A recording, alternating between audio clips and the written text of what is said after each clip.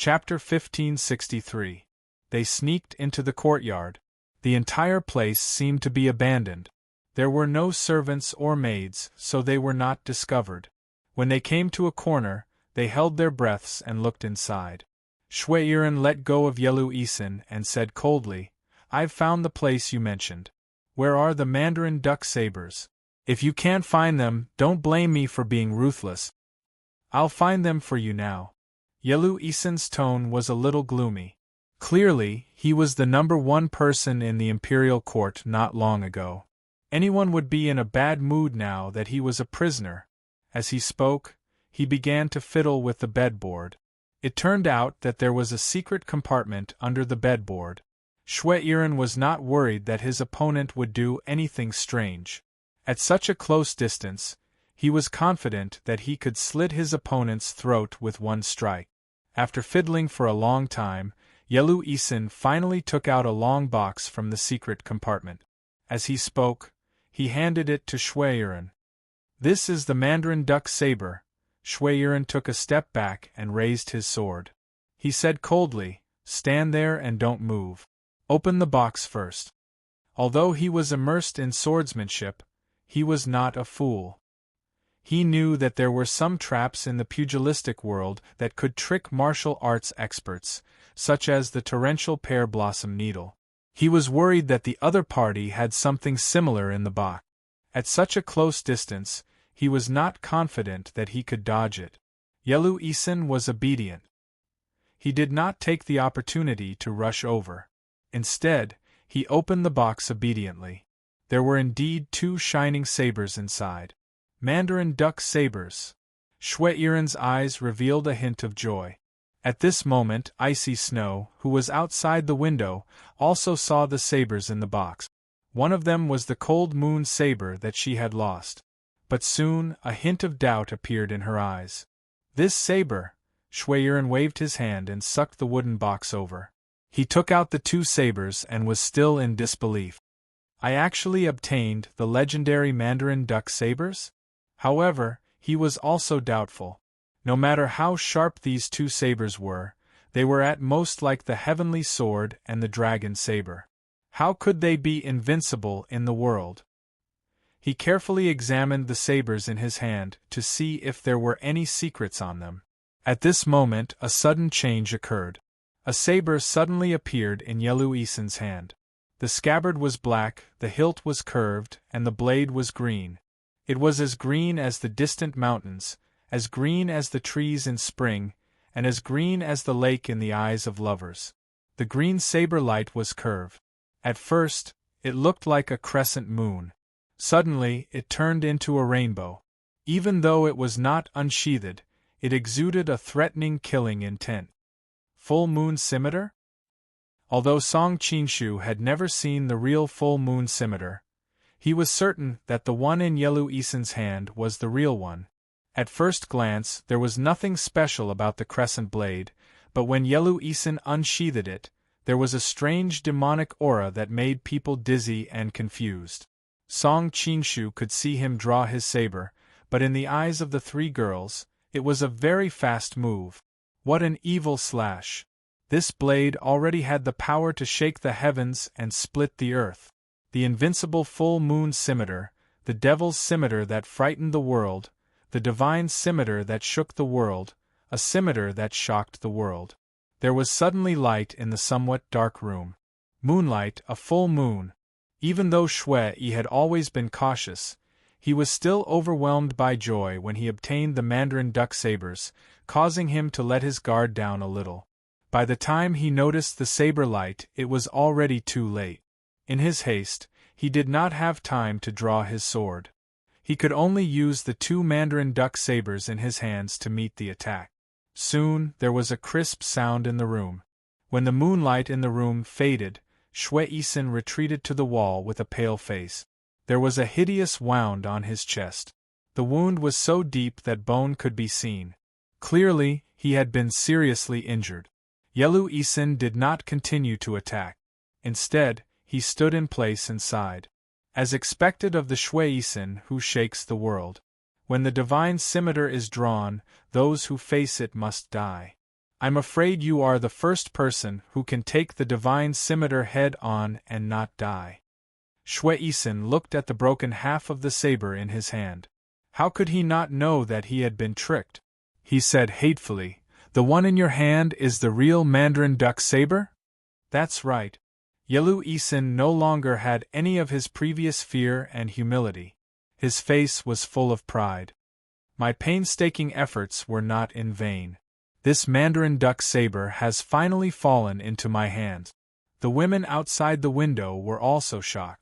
Although they had guessed that there was something wrong with Yelu Yisan, they did not know that his martial arts were this high. They had seen Shui Yisan's martial arts, but he had been seriously injured by a single slash. That slash just now was too demonic. It made their souls tremble, and they felt like they could not muster the courage to resist. Only Song Qingshu had seen it clearly. That slash was indeed very demonic. With his current cultivation, if he had been unprepared, there was a high chance that he would have been seriously injured. That slash seemed to have touched the threshold of the rules, and it seemed to have transcended the martial arts of the mortal world. Of course, from Song Qingshu's point of view, Yelu Yisan's martial arts were actually about the same as Shui Yisan's. Even if it was slightly higher, there would not be a difference in level. The main reason why Shui Yisan had lost so quickly and so miserably was that he had been ambushed while he was unprepared. Being able to survive such a demonic slash in such a hurry was enough to show Shui Yisan's cultivation. Divine Blade Slash. Shui Yisan silently recited the move that had injured him. Suddenly, his expression changed. Could it be the Divine Blade Slash that the leader of the Ming dynasty used hundreds of years ago? Yelu Yisan looked at him in surprise. This happened hundreds of years ago. Even many people in the Ming dynasty don't know about it. I didn't expect you to know about it. In the exchange of blows just now, although he had broken the fake Mandarin duck saber in his opponent's hand and severely injured him, Shui Yi had still picked up his sword again in that instant. No one could ignore a bloody-robed man with a sword in his hand, even if he was heavily injured. Therefore, Yelu Yisan did not mind talking to him for a while. His opponent now had such a big wound on his body. As time passed, his blood would take away more and more of his strength. Everyone knows that the secret of the Mandarin duck saber is invincible in the world, but no one knows how to use it to become invincible in the world. Yelu Yisan caressed the full moon scimitar in his hand. Song Qingshu and Icy Snow, who were outside the window, quickly recognized that the demonic full moon scimitar was a combination of the cold moon saber and another smaller saber. It must be the deer cutter that the Shen family lost. People only know about the heaven and earth great shift and the sacred fire insignia of the Ming dynasty, but they don't know that there was another treasure that was above them hundreds of years ago. Yelu Yisan caressed the full moon saber in his hand, as if he was caressing the body of his lover. That is the invincible Divine Blade Slash. Chapter 1564. Whether it was Song Qingshu or Zhao Min and the other women, none of them knew about this secret. They looked at each other and decided to observe the situation first. Yelu Yisan seemed to be interested and began to explain. In those days, the hierarch of the Ming dynasty used the full moon scimitar and the divine blade cut to dominate the martial arts world. However, this scimitar seemed to have a demonic nature that could affect the mind of the person holding it, causing the hierarch of the Ming dynasty to be possessed by the devil. Therefore, rumors began to spread in the martial arts world that although the devil cult's martial arts began to improve rapidly, its foundation was not stable and it was easy to be possessed by the devil. The hierarch of the Ming dynasty was also very worried about this. Later, for some reason, the male scimitar was accidentally lost. Without the male scimitar, the power of the divine blade cut was greatly reduced. Later, the hierarch of the Ming dynasty had no choice but to learn the heaven and earth grand shift and sealed the scimitar together with the divine blade cut. Decades later, those old people passed away and the new generation of the Ming dynasty didn't even know the name of the scimitar. All that was left were some memories of the past. Because the full moon scimitar was a male and a female, it was gradually called the Mandarin duck scimitar.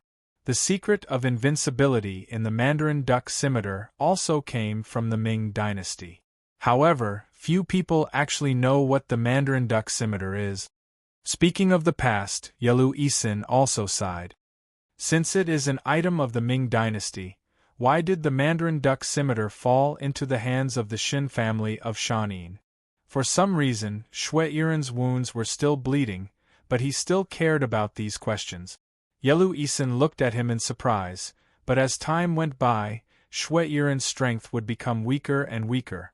He didn't mind wasting some time. First of all, it was not the Mandarin duck scimitar that fell into the hands of the Xin family, but the female scimitar fell into the hands of the Xin family. At that time, the Ming dynasty lost the male scimitar. Although it was impossible to recreate the glory of the divine blade cut, the hierarch still passed down the remaining female scimitar generation after generation. However, after the Ming dynasty hierarch Feng La rebelled, and was suppressed by Huang Shang, the female scimitar was passed down to the next hierarch Zhong Xiang. Zhong Xiang took the remnants of the Ming dynasty to Dongting Lake, but was killed by Song general Kong Yanzhou. The female scimitar fell into the hands of the successor Yang Yao, and when Yu Fei defeated Yang Yao, the female scimitar fell into the hands of the dynasty. The female scimitar was passed down to the scimitar, and the clan Qing dynasty Yang family. Yalu Isin slowly recounted this secret. Song Qinshu, who was listening outside the window, nodded inwardly. This was not much different from the information he had received before. Shui Yiren to be Shui Yun sect Shui family's Yair, family Shilin. Yes. Yalu Yiren didn't deny it. I searched for a long time and finally found the whereabouts of the female scimitar. Of course, I wouldn't let it go. Speaking of which, it's all thanks to the plots in your court that my people could get it so easily. Shui Yiren knew that he was telling the truth. If it weren't for the open and secret struggle between Prince Yi and the Crown Prince, Liao wouldn't have been able to go so deep into the hinterland to kidnap the Crown Princess. Hasn't the male scimitar of the Mandarin duck scimitar been missing for a long time? Where did you find it? Shui Yiren asked curiously. Speaking of the whereabouts of the male scimitar, I have to thank one person. Yalu Yiren's tone was full of the smile of a victor. Clearly, he wasn't really thanking that person. The male scimitar is suspected to have fallen into the hands of Yuan Chonghuan. Yuan Chonghuan was killed by Chongzhen, and the male scimitar fell into the hands of the Ming dynasty. Later, Li Zicheng conquered Beijing, and the male scimitar naturally fell into his hands. However, he didn't know the secret of the Mandarin duck scimitar, and thought it was just an ordinary scimitar. So, he casually gave it to the head of the four guards, Flying Fox. Icy Snow, who was outside the window, hurriedly covered her mouth, worried that the people inside would hear. She didn't expect that her late husband's cold moon scimitar was one of the famous Mandarin duck scimitars. Later, Flying Fox passed the scimitar to his son, Liaodong swordsman Hu Yidao. After Hu Yidao died in the battle with Miao Renfeng, the scimitar disappeared and only reappeared recently. Yalu Yiren said. Shui Yiren's heart skipped a beat. Is it the one that Hu Yidao's widow was carrying? As a secret agent of the Imperial City Department, he naturally knew everything that happened in Shangjing. That's right. Yalu Yiren chuckled. At first, I was worried that someone was deliberately using this scimitar to lure the snake out of its hole, so I didn't dare to make a move. I could only ask the Xixia people to help me test the waters. As expected, Xiaoban was lured out. Outside the window, Song Qingshu and Zhao Min looked at each other and saw the sudden realization in each other's eyes. They connected the dots and realized that Yalu Isin was the one behind all this. Shui Yiren suddenly asked a key question. How did you know the secret of the Mandarin duck scimitar, and how did you learn the divine scimitar / Yalu Yiren stroked his beard proudly. There are very few secrets of the various sects and sects in this world and secret martial arts manuals that I don't know. Song Qingshu's heart skipped a beat. This Yelu Isen's tone is somewhat similar to someone in my memory. At this moment, Shui Yiren suddenly attacked with his sword. A dazzling blood-red light bloomed in the room. This was the power of the blood-red man's swordsmanship. Yelu Yiren was shocked. He didn't expect that Shui Yiren would still have the strength to fight back after bleeding for so long. The brilliance of the other's sword was too dazzling. It could be said that it was the culmination of a lifetime's worth of martial arts. Yelu Yiren didn't dare to face it head-on and could only temporarily retreat to defend himself. Shui Yiren had been waiting for this opportunity. He took the opportunity to break open the window and ran out. In a few leaps, he disappeared from the courtyard. Song Qingshu sighed inwardly. Shui Yiren had deliberately chatted with Yelu Yiren in order to secretly accumulate power. This must be the Shui family's secret technique. However, the price must be great. After this, Shui Yiren would probably never be able to return to his peak. Watching his figure disappear, Yelu Yiren sneered. "Do you think you can escape?" The other party was seriously injured and had burned his blood essence to worsen his injuries. How could he outrun Yelu Yiren in his peak condition? However, just as he reached the window, he suddenly thought of something and hurriedly turned his head. He was shocked to find a man and 3 women in the room. His expression changed drastically. Song Qingshu. Before Song Qingshu could answer, Zhao Min, who was at the side, smiled and said, "As expected, you know him. It seems that my guess was correct. Long time no see, Physician Ping." "Oh no, you should be called Morong Jingyue." Icy Snow was shocked and furious. "Your Morong Jingyue?" She had finally found the enemy who killed her husband. How could she not feel mixed feelings? Su Quan looked at him doubtfully. It should be known that she had fought wits and courage with this powerful official as Xiao Guanyin. She didn't expect him to have another identity. Song Qingshu revealed an, as expected, expression. In fact, he had long suspected Yelu Yiren's identity. After hearing the other party's words, he finally confirmed it. Chapter 1565. Yelu Isen stared at everyone coldly. To be honest, he had always been a little afraid of Song Qingshu. After all, a person's reputation was like the shadow of a tree. Moreover, he had fought with Song Qingshu before and knew that Song Qingshu's martial arts skills were really rare.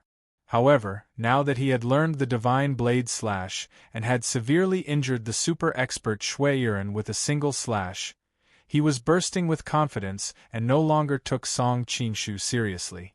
"So what if I am?" Yelu Isen glanced at Icy Snow greedily.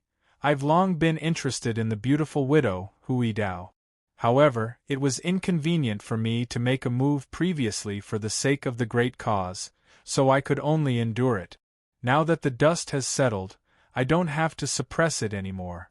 Killing her husband and taking his wife is the happiest thing in the world." Icy Snow trembled with anger. "Big brother, who was really killed by you?" Initially, Black Spirit Ice wanted Hu Yidao and Miao Renfeng to perish together, but unfortunately, only one died. Yelu Isen shook his head as if he was regretful. "If I had known that Hu Yidao and Miao Renfeng's wives are both great beauties, I would have done it myself instead of relying on Tian Guanong." Shameless. Icy Snow was trembling with anger, but she did not lose her mind. Her opponent's bewitching slash just now made her wary. She knew that not only would she not be able to take revenge, but she would also be easily controlled by him. Yelu Isen shifted his gaze to Zhao Min next to him. "Princess, you're here too. Why? Are you here for the antidote of the 3-corpse brain pill? Don't worry, as long as you serve me well, I'll give you the antidote." Zhao Min said coldly, "Don't worry, I'll tear you into pieces." "Really?" Yelu Isen snorted. When he saw Su Quan next to him, he could not help but look surprised. The Empress is here too. Yelu Isen, I've learned of your plot. Just wait for your family to be exterminated." Su Quan was still using Xiao Guanin's appearance, so she was using Xiao Guanin's tone to speak. "Your Highness can't even protect yourself right now, so why are you still putting on airs as an empress? Yelu Isin snorted. Do you think Yelu Hongji will believe you? Right now, he's in a state of extreme anger from being cuckolded. He probably won't even see you. Speaking of this, Yelu Isin suddenly looked at Song Qinshu with admiration. Sometimes I have to admire you for being able to get involved with so many famous beauties and chivalrous women in Jianghu. Now even the Empress of Great Liao can't escape from your clutches. Tut, tut, tut, your luck with women is really enviable. Devil's claw. Song Qinshu was speechless. Devil your sister's claw. Hearing his words, Yelu Isin's face was filled with anger. But that's all in the past. I'll gladly accept your female confidence. As soon as he said this, Zhao Min and the other two women blushed, obviously embarrassed and angry at the same time. Song Qinshu looked at him strangely. I really don't understand where your confidence comes from. Do you think you're invincible just because you've learned the divine knife slash from hundreds of years ago? Yelu Isin laughed loudly. My martial arts are already good enough to be arrogant in Jianghu. Now that I've learned the divine knife slash, it's like adding wings to a tiger. Song, I know your martial arts are good, but today you're destined to die under the full moon scimitar. Song Qinshu shook his head and sighed. From what you've said before, this knife is a demonic knife. It has a strange demonic nature that can easily affect its owner's mind. I didn't think much of it at first, but seeing how arrogant you are now, it seems that the rumors are true. Yelu Isin's expression changed slightly. Clearly, he had also realized the same problem when he heard the other party's reminder. However, he quickly adjusted his mood. With the divine knife in hand, I'm invincible. So what if I'm a little arrogant? Song Qinshu smiled faintly. Even with the divine knife in hand, some people are destined to never become the god of knives. Then you can try. Yelu Isin sneered, and the unique dragon roar of a divine weapon rang out in the room. The scimitar in his hand was like an antelope's horn as it slashed towards Song Qinshu. Zhao Min and the other women could only see the full moon rise in the room again. They couldn't see anything else, and could only be anxious but unable to help. Song Qinshu, however, had a different feeling. The moment the other party slashed at him, the surrounding air seemed to become sticky. He wanted to move, but found that his body felt like it had sunk into a swamp. To move, he had to use 10 times his usual strength. In a battle between experts, there was only a sliver of difference. This moment of delay was enough for the other party to kill you more than 10 times. No wonder the leader of the Ming dynasty could dominate the martial arts world with the divine knife slash. This martial art has indeed touched the threshold of space. At this moment, Song Qinshu was still in the mood to comment on the other party's knife technique. However, the next moment, the demonic knife light had already slashed to the end, cutting him in half. However, Yelu Isin didn't feel happy at all, because the feeling of the knife just now made him understand that he hadn't hit the other party's real body, but only an afterimage. The knife in his hand didn't stop and directly swung back from the bottom. This was the advantage of the full moon scimitar. It could draw circles even more than Zhang Sanfeng's Taiji fist. With a crisp ding sound, the tip of the saber chopped the sword Qi that was stabbing towards the back of his neck. The saber and the sword collided, and the dispersed sword Qi shattered the mask on his face, revealing Murong Jingyue's original appearance. Murong Jingyue's heart sank. The attack just now had shattered his final fantasy. He had fought head-on, but he hadn't been able to dispel the other party's sword Qi. Obviously, the other party's skills were above his. However, he didn't have time to care about anything else. Seeing Song Qinshu's gradually appearing figure, he couldn't help but open his mouth wide in shock. How is this possible? How did you suddenly appear behind me? Just now, he had firmly locked onto the other party, but the moment the knife was about to hit the other party's aura suddenly disappeared. He kept his eyes wide open, but the other party's clothes didn't even move. How could he directly appear behind him? Song Qingshu shook his head. The divine knife slash has indeed touched the threshold of space. Unfortunately, the person using the knife is still a person in the painting, unable to jump out of the box of space. Just now, when he executed Imminent Chasm, he wasn't in this space, so the divine knife slash naturally couldn't restrain him. Murong Jingyue's face suddenly flashed with a trace of ruthlessness. The crescent moon scimitar in his hand split into a male and female scimitar and shot towards Icy Snow and Su Quan in a strange arc. The speed of the scimitar wasn't inferior to the divine scimitar chop. Song Qingshu's expression finally changed. Although Icy Snow and Su Quan's martial arts weren't weak, they most likely couldn't withstand this bewitching and demonic knife. How could he sit still when he imagined the scene of the other party dying? He instantly executed Imminent Chasm twice to strike down the male and female knives. However, Murong Jingyue took advantage of this opportunity and arrived at Zhao Min's side.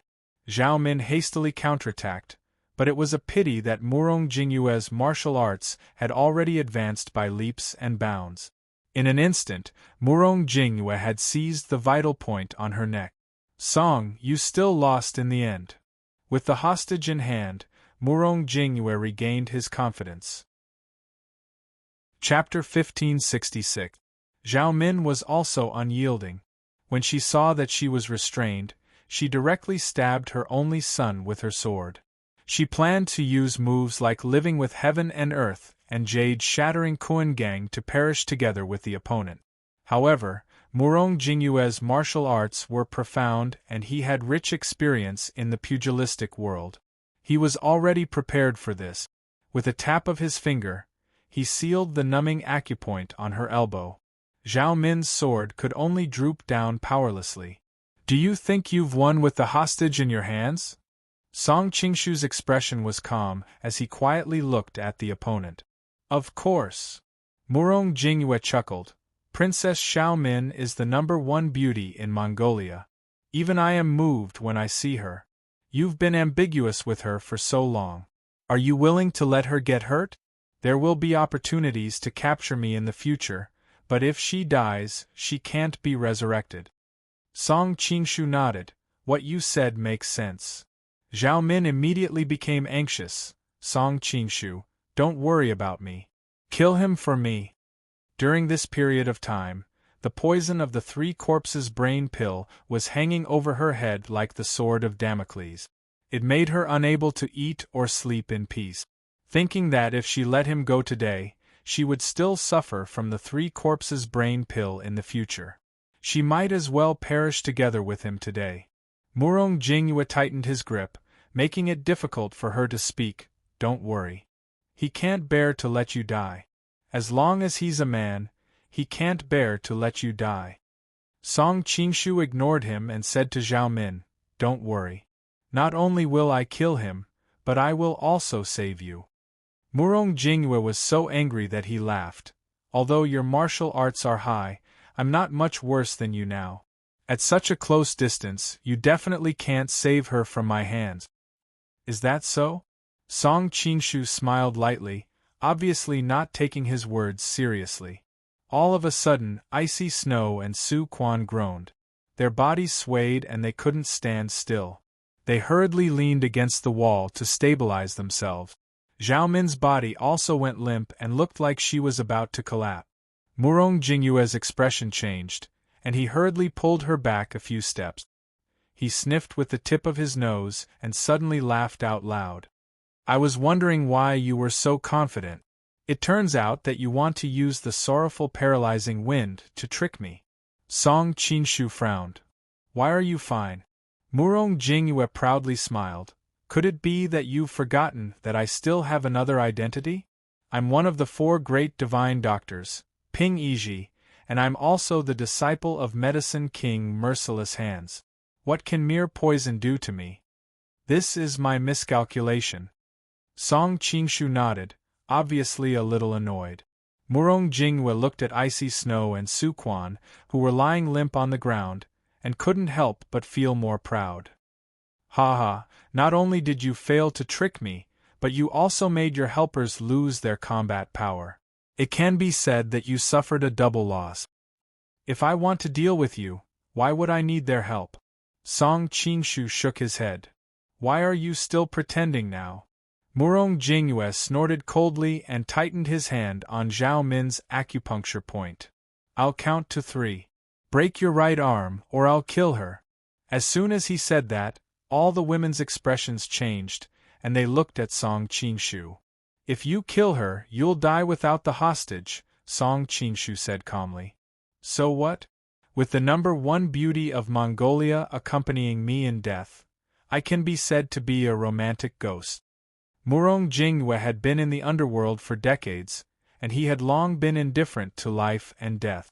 If I break my right arm, how can I be your opponent? Not only will I not be able to save Miss Zhao, but I'll also cause the other 2 women to suffer. How can I be so unwise? Song Qingshu was emotionless. It only proves that you love yourself more than anything else. Murong Jingyue lowered his head and chuckled in Zhao Min's ear. Princess, it seems that you're not high in his heart. He's actually reluctant to use an arm to save you. Zhao Min sneered. You still don't forget to sow discord at this juncture? If he's really stupid enough to agree to your condition, I'll look down on him. Even if I'm in his shoes, I'll make the same choice. Princess is indeed a heroine. It's a pity that you met the wrong person. Why don't you follow me in the future? Murong Jingyue impudently moved closer to Zhao Min's neck, intending to smell the delicate fragrance on her body. Suddenly, he only saw a flash of golden light and subconsciously looked up. He saw that Song Qingshu was clearly standing there, but a golden figure suddenly rushed out from his body. Murong Jingyue was shocked and hurriedly wanted to grab Zhao Min to block in front of him. At the same time, he was a little hesitant to kill Zhao Min at this time. However, he soon knew that he did not have the energy to care about Zhao Min because he found that he could not even move a finger. He could only watch as the golden figure rushed towards him with a majestic force. When the other party's finger touched his forehead, he instantly felt a tremble from the depths of his soul. He knew that the other party only needed to think about it to destroy his soul. What kind of martial arts is this? Murong Jingyue asked with difficulty, but it was a pity that he could not speak at all. However, the other party seemed to have heard his doubts. The golden figure answered, 23 swords. Looking at the golden figure in front of him, which was almost the same as Song Qingshu, Murong Jingyue seemed to have realized something. He said in shock, This is not a martial art of the human world. It's indeed beyond the concept of secular martial arts, Song Qingshu replied faintly. But isn't the divine knife slash the same? It's just that you haven't learned it well enough. It can only slash masters, not gods and demons. Song Qingshu had learned 23 swords when he was practicing the Taishen Sutra on the Island of Heroes. Originally, it did not have a specific name. However, when Song Qingshu thought of the killer move of the Sword Saint in the TV series Wind and Cloud in his previous life, he felt that the effects of the two were somewhat similar, so he named it. Ever since he learned it, Song Qingshu had never used it. After all, with his martial arts, he did not need to use this killer move. The only 2 times he almost used it was when he was facing Huang Chang and the Sweeping Monk. At that time, when they saw the golden figure in his eyes, they were also greatly alarmed, as if they were facing a formidable enemy. However, in the end, they did not fight. This time, when he was dealing with Murong Jingyue, his opponent had learned the martial arts of the divine knife slash, which was already unfathomable. Coupled with the hostage, he was not sure that he could save Zhao Min, so he could only find a gap to use this move. 23 swords finally reappeared in the human world. Where is the antidote for the 3-corpse brain pill? The reason why Song Qingshu did not kill him immediately was mainly to detoxify the antidote for Zhao Min. Antidote. Murong Jingyue knew clearly that this was the only thing that could save his life, so he could not say it out loud. Unfortunately, his soul was controlled, and his whole body seemed to be under his control, so he answered instinctively. The antidote? I don't have it, but the 3-corpse brain pill in the commandery princess's body is made of these 3 kinds of corpse insects. One is called ant green, and the other is, originally, even if there was no antidote, as long as he knew what kind of poisonous insects the 3-corpse brain pill was made of, it would not be difficult to make the antidote. However, when Murong Jingyue just finished talking about the corpse insects, there was a sudden noise outside. Everyone, surround this place. Don't even let a fly fly away. Pay attention to Prince Wei's safety later. The enemy's martial arts are very high. Everyone be careful. Chapter 1567. Murong Jingyue could be considered as an ambitious and ruthless person. Now that Song Qingshu had the technique to directly control souls, he knew that he would not be able to escape this time. No matter how many people came from the outside, they would not be able to save him. Instead of falling into the enemy's hands and suffering a fate worse than death, he might as well end his own life. Just when Song Qingshu was slightly distracted by the sudden arrival of the soldiers, Murong Jingyue suddenly gathered all the power in his body and resolutely severed his meridians to die. In fact, if he could avoid death, he would definitely not choose to die. However, regardless of whether it was Song Qingshu, Zhao Min, Icy Snow, or even Empress Xiao Guanyin, they all had an irreconcilable feud with him. They would definitely not let him go. Since he was going to die, he might as well end his own life. Originally, he wanted to drag Zhao Min down with him. However, it was a pity that his entire body was restrained now. Even the strength to commit suicide was obtained after much difficulty. How could he have the strength to bring Zhao Min along with him? Sensing Murong Jingyue's abnormality, Song Qingshu turned around and was shocked to find that Murong Jingyue was already dead. While he was shocked, he could not help but admire Murong Jingyue's ruthlessness. So what if he was ruthless to others? He was ruthless to himself. With the number 1 beauty of Mongolia buried with me, my death isn't in vain. Ha ha, Murong Jingyue could finally speak. He laughed wantonly and breathed his last. Song Qingshu pulled Zhao Min into his arms. Are you all right? I'm fine.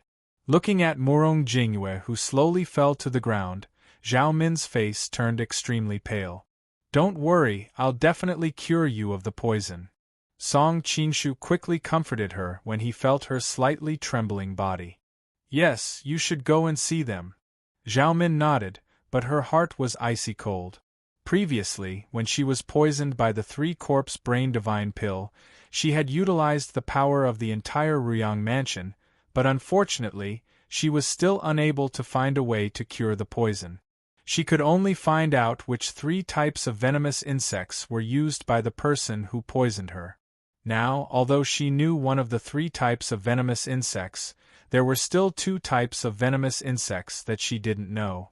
There were thousands of venomous insects in the world, and trying to find the antidote was no different than a fantasy. At this moment, the noises of the soldiers were getting clearer and clearer. They would be arriving soon. Song Qingshu didn't have the time to pay attention to Zhao Min's thoughts. After helping her to sit on the stool, he ran over to help Icy Snow and Su Quan up. At the same time, he took out the antidote for the sorrowful wind softener and placed it in front of their noses. So smelly, the 2 girls pouted and finally regained their strength. What do we do now? Hearing the voices of the soldiers outside, Su Quan said with a worried expression. Now that Yelu Isin was dead here, and their identity was sensitive, they would definitely be pursued by the soldiers of Liao for thousands of miles if they ran into them. Song Qingshu also felt that it was a little tricky, but when his eyes fell on the human skin mask that Murong Jingyue had broken, he suddenly had an idea. I have an idea. When a group of soldiers rushed in, they found Yelu Isin sitting on a chair in a sorry state. There were some bloodstains on his face, and he was surrounded by several outstanding beauties. Everyone's minds were filled with question marks. Where's the assassin? Where's the hostage? Wasn't it said that a man took Prince Wei away? At this time, Yelu Isin was naturally Song Qinshu in disguise. He picked up the mask that Murong Jingyue had broken by the sword aura and pieced it back together. He was a master of disguise. Although the mask was broken into several pieces, it was not a problem for him. Some of the disguise materials he had were enough to make up for the crack. Of course, he wasn't completely flawless, so he took some blood and smeared it on his face, pretending that his face was injured. This temporarily averted the immediate danger, and he had enough time to remake a perfect mask. I was brought here by the thieves. Fortunately, I was rescued by these ladies and chased them away. Song Qinshu pointed to Zhao Min and Icy Snow beside him and said, imitating Yelu Isin's voice. As for Su Quan, she naturally took off Xiao Guanin's mask and revealed her original face. At this time, she naturally could not appear as the Empress. Someone, come and take a look at Sir's injury. A person who looked like a general hurriedly called out to his subordinates. No need, it's just a superficial wound. These ladies have already taken care of it. Of course, Song Qinshu would not let a doctor examine it. Wouldn't the disguise be exposed immediately? This is the newly appointed commander of the Imperial Palace, Yelu Ta. He was promoted by Yelu Isin after Yelu Qi was framed. Zhao Min was worried that he did not know him, so she quietly introduced him to him. The one next to him who looks like a civil official is Zhua Ili Yelu Yengu. He has always been close to Yelu Isin. As for Zhang Xiaojie, Zhao Min did not introduce him. After all, they had just met in the imperial prison. Song Qinshu nodded. He had interacted with Yelu Yengu before and had interrogated him about the whereabouts of the Cold Moon Saber. The one on the far left is the Grand Protector Yelu Chaisai, and the one on the right is the close attendant Zaba. They should be on duty in the palace, but they actually came here. It seems that Yelu Isin's kidnapping has made them all panic. Zhao Min lowered her voice and quickly introduced them to him. Song Qinshu was very impressed. Zhao Min was really amazing. She actually remembered some of the important people in Xingjing City. With her by his side, it really saved him a lot of trouble. Who is this? At this time, the people who came in had already found Murong Jingyue lying on the ground and could not help but ask. Oh, he's that thief's accomplice. He was killed by these ladies. Song Qinshu answered calmly. In order to prevent others from knowing Murong Jingyue's identity, he had specially taken a mask to change his appearance.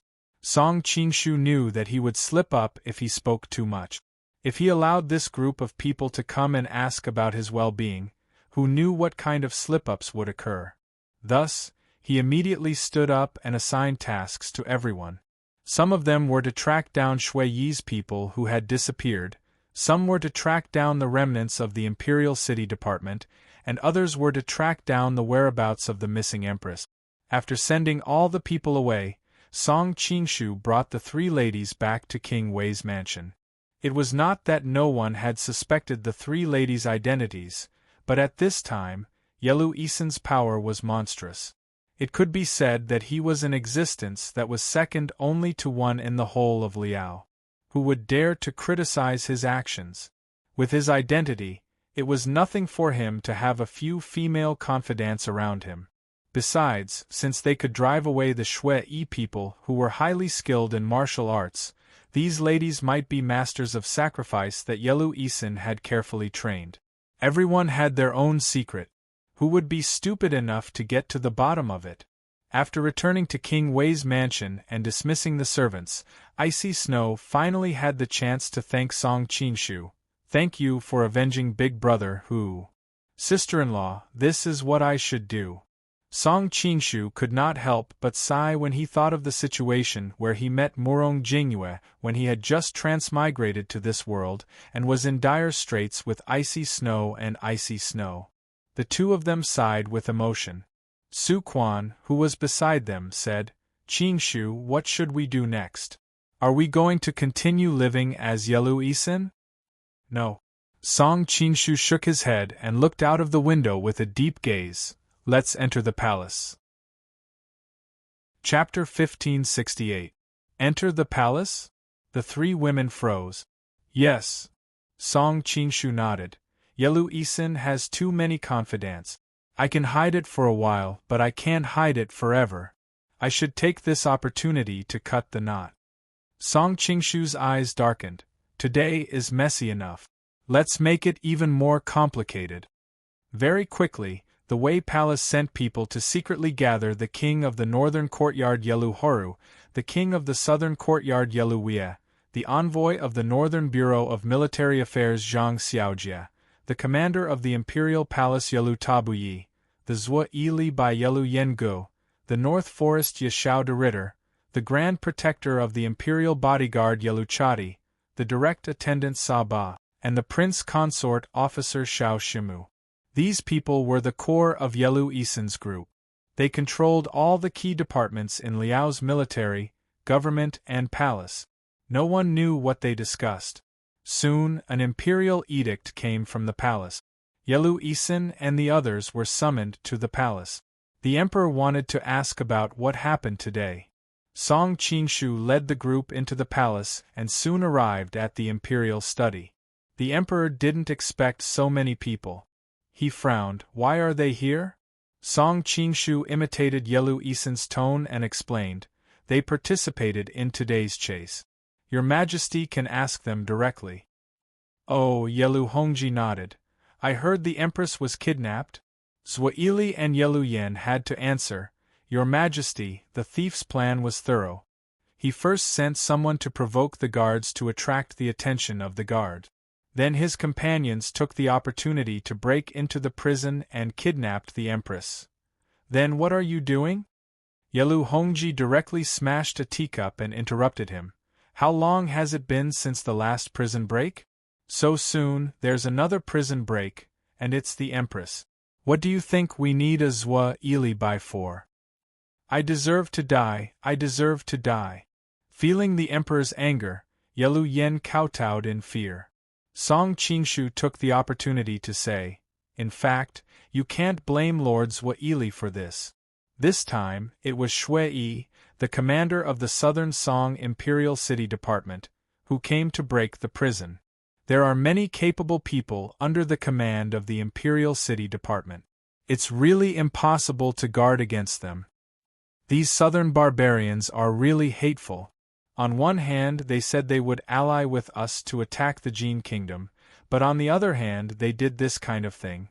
Do they really think there's no one in our great Liao? Yelu Hongji's attention was indeed diverted. Your Majesty is wise, a group of people echoed. Suddenly, Yelu Hongji thought of something. He looked at Song Qingshu with a puzzled expression. I heard that Shui Yi asked you for some Mandarin duck saber. The legendary Mandarin duck saber is in your hands? That's right. Song Qingshu did not deny it. Yelu Hongji's face tightened slightly, hesitating for a second before asking, what is the secret of the Mandarin duck saber? Your Majesty, please have a look. Song Qingshu said as he took out the Mandarin duck saber from his sleeve. When Murong Jingwu died, the Mandarin duck saber naturally fell into his hands. How could you bring a saber into the palace? Yelu Hongji's eyebrows twitched. He finally realized something was wrong.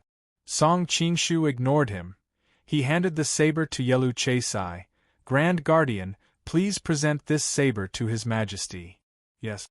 Yelu Chaisai took the saber and respectfully walked over to Yelu Hongji.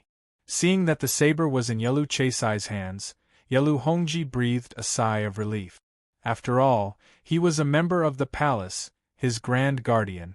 But just as he was about to reach for the saber, something happened. Yelu Chaisai slashed at him with the saber. Yelu Hongji retreated in panic. After all, he was a king on horseback. Even though he was an emperor, he still had some martial arts skills. Although he managed to avoid a fatal injury, the sharp saber still left a large wound on his chest. Guards, protect His Majesty! Yelu Hongji shouted as he retreated, but his heart quickly sank. The officials below all looked at him expressionlessly. They had no intention of protecting His Majesty. At this point, Yelu Hongji knew what was going on. He looked at the door expectantly, but the guards outside didn't seem to hear him. He shouted several times, but there was no response. Yelu Hongji finally gave up. He didn't even look at Yelu Chaisai, who was getting closer and closer. Instead, he glared at Song Qinshu. Yelu Isin, I have always treated you well. How dare you plot against me? As the emperor, he knew that Yelu Chaisai was only a knife in someone else's hand. The mastermind was the most important. Song Qinshu shook his head. Yelu Hongji, no wonder everyone calls you a fatuous ruler. Even at this point, you still ask such a childish question. Yelu Hongji's face turned red. He was obviously furious, but he couldn't do anything to the other party. Looking at the shining knife coming closer and closer, he suddenly understood. Yelu Qi and Xiao Ban He's rebellion case, you were the one behind it? And the southern courtyard's king Xiao Feng is in prison recently. He returned to the Heart Courtyard and caused the Empress and the Northern Mansion's Prime Minister, Xiao Bidi, to be imprisoned. He finally realized that he was destroying his own wall step by step, cutting off all the forces loyal to him. That was why he was in such a difficult situation. Unfortunately, it's too late to realize. Song Qinshu shook his head. In history, Yelu Hongji had been bewitched by Yelu Isin, causing the Empress and the Crown Prince to die unjustly.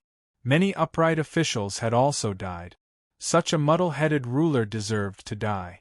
After that, each of them stabbed Yelu Hongji to death. This was actually a necessary step in a coup.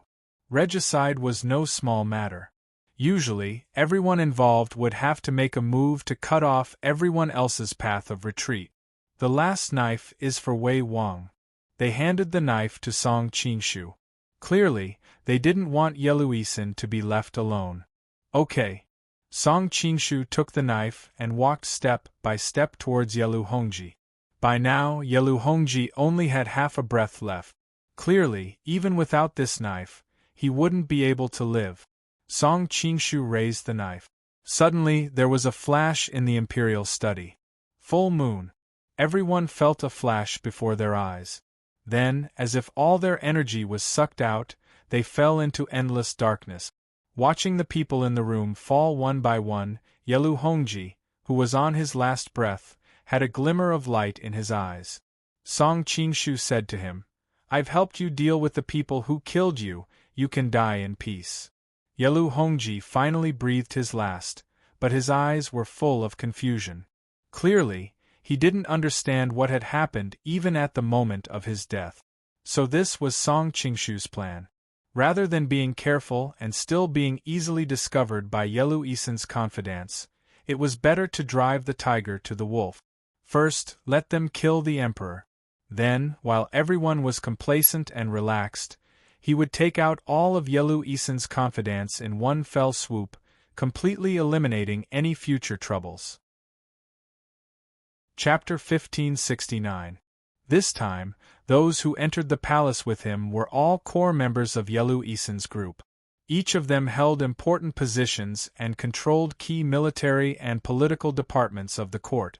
Under normal circumstances, it would be very troublesome to get rid of these people, but this palace coup was a very good opportunity. After all, regicide was not a sure thing. Under the circumstances of controlling the situation, the fewer people who knew the details, the better. Thus, in the imperial study, this group of big shots was at their weakest, giving Song Qinshu a chance to cut through the Gordian knot. Song Qinshu walked up to the dragon throne and took out Yelu Hongji's face mold. Very quickly, he created a lifelike mask. It wasn't that his disguise technique required him to take a model of the target's face, but it was faster and more convenient. After making the mask, he took off his own mask and put it on Yelu Hongji's face, then put Yelu Hongji's mask on his own face. Then he changed clothes. Seeing the bloody cuts on the dragon robe, Song Qinshu frowned. But this was proof of the tragedy of the coup. After arranging everything inside, Song Qingshu opened the door and staggered out. When Yelu Hongji had called for protection, no guards had paid attention to him because all the nearby guards had been transferred away by Yelu Chaisai and Sa Ba. After all, one was the grand bodyguard and the other was the head guard, so it was convenient for them to do this. But once he left the imperial study, he could find the palace guards. No matter how powerful Yelu Isen's group was, they could not control the entire palace guards. Seeing the emperor walk out covered in blood, the guards were shocked. "Your Majesty!" Song Qingshu raised a hand to stop them from asking. Instead, he ordered in a low voice, "Seal the palace gates. No one is allowed to enter or leave without my permission. All guards at the front of the palace, no one is allowed to leave without permission. No one is allowed within 10 zhang of the imperial study. Also, issue an edict to lift the northern prime minister's house arrest. Summon Shaoxi to the imperial study to see me." Song Qingshu issued a series of measures. It was all thanks to Shui Yi's men that things had gone so smoothly this time that Song Qingshu had managed to severely injure Xiao 11th Lang. Otherwise, Xiao 11th Lang, as the inspector of the front hall, would have controlled the imperial guards and cooperated with Yelu Isen. Now that there was no leader, the guards who had been bribed by the Yelu Isen group were unable to react effectively for a while. As for summoning Xiao into the palace, there was no other way. After all, although the core members of Yelu Isen's group had been destroyed, he had operated for so many years and had many disciples and old officials under his command. If he didn't deal with them properly, when a powerful figure emerged and gathered this group of forces, it would be a headache for Song Qingshu. When Wang Yun killed Dong Zhuo, he thought that he had settled the Xiliang army. When Emperor Xiaozhuang of Northern Wei killed Heir Zhurong, who had great power in the court, he did not expect that it would soon lead to the bitter revenge of the other party. Therefore, the decapitation plan was not as successful as Kangxi in capturing Oboi. There was no one more suitable than Xiao Pidi to deal with Yelu Isen's remaining forces. First of all, he was the prime minister of the Northern Mansion, and had always been on the same level as Yelu Isen. He was Yelu Isen's mortal enemy. Second of all, he was Su Quan's father. To some extent, he could be considered one of them. When Xiao Pidi received the news and rushed to the imperial study, he was shocked to see a room full of corpses, especially when he saw the faces of a few familiar faces. "No need to look," Song Qingshu said weakly. "Yelu Isen tried to rebel. Fortunately, the king of the north yard, Yelu Helu, and the king of the south yard, Yelu Wuya, risked their lives to protect him. Unfortunately, after a chaotic battle, although the Yelu Helu brothers killed the rebels, they unfortunately died for the country." The reason why he removed the Yelu Helu brothers was largely because there was no way to explain the scene. He couldn't say that Yelu Hongji was a hidden martial arts master who suddenly dealt with the rebellion, could he? What's more, the North Yard had always been powerful in Liao. If the king of the North Yard rebelled and was killed, his subordinates would rebel in fear to protect themselves. That would be troublesome.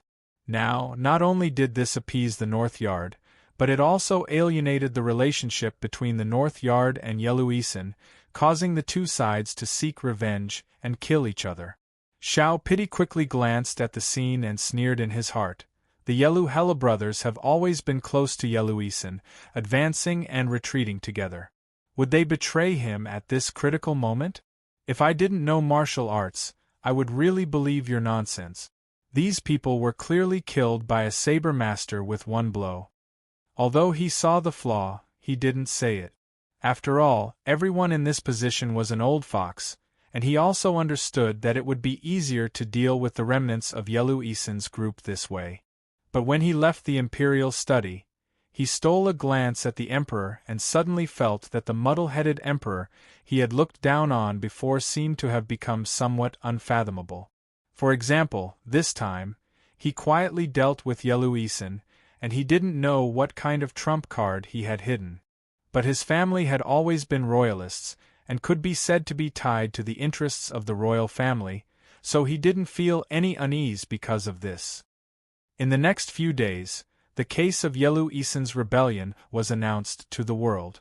A series of related people were executed, and the Prince of Wei's mansion was also confiscated. Rebellion was a crime punishable by the execution of 9 generations of the family, but Yelu Isen's only son Yelu Sui had died a violent death in the Ili Courtyard's prison not long ago, and his daughter Yelu Nanshian's whereabouts were unknown. The rest of his relatives were sent an edict from the palace. Since Yelu Nanshian still carried the mission of making peace with the Western Xia, they would be shown mercy and not be implicated for the time being. Song Qingshu had no other choice. After all, Yelu Isen was Murong Jingwei in disguise, and he couldn't really execute their 9 generations of the family. In the future, when Yelu Nanshian found out the truth, wouldn't she fight him to the death? But rebellion was a crime punishable by the execution of 9 generations of the family. Even as the emperor, he couldn't just absolve the crime with one sentence. Otherwise, wouldn't he be encouraging everyone to rebel? In any case, the crime could be pardoned in the end, but this would shake the foundation of the rule, and the other ministers would never agree to it. The higher a person's status was, the more helpless he was. In the end, Song Qingshu had to use the marriage between the 2 countries as an excuse to barely save the lives of Yelu Isen's relative. After dealing with the matter of Yelu Isen's family, Song Qingshu also issued an edict to restore the reputation of Empress Xiao Guanyin. He said that the case of Hui Xian Courtyard Ci was all Yelu Isen's plot to overthrow the Prime Minister's family and clear the way for him to rebel. A series of people involved in the case were executed, such as the palace maid Dan Deng and the musical house Red-Crowned Crane. At the same time, he took the opportunity to purge a large number of palace maids and eunuchs around the emperor and empress, so as not to find out that Yelu Hongji had been replaced. The palace guards also underwent a major change. The first to bear the brunt was Yelu Isen's trusted aide, Xiao 11th Lang of the front hall. However, because of the influence of the original work, Song Qingshu hesitated for a moment and did not kill him. Instead, he threw him into the heavenly prison and would think about how to deal with him in the future. As for the military, the king of the North Courtyard, Yelu Helu and his brothers, as well as the palace guards, were deployed. After the death of Yelu Ta Bai and the others, there was a vacuum in power. Song Qingshu couldn't think of a candidate to take over. After all, he couldn't hand over everything to the Prime Minister of the North Mansion, Xiao Pity. No matter how loyal a person was, if he had military, political, financial, and power in one person, it was hard to guarantee that he or his subordinates wouldn't have any disloyalty.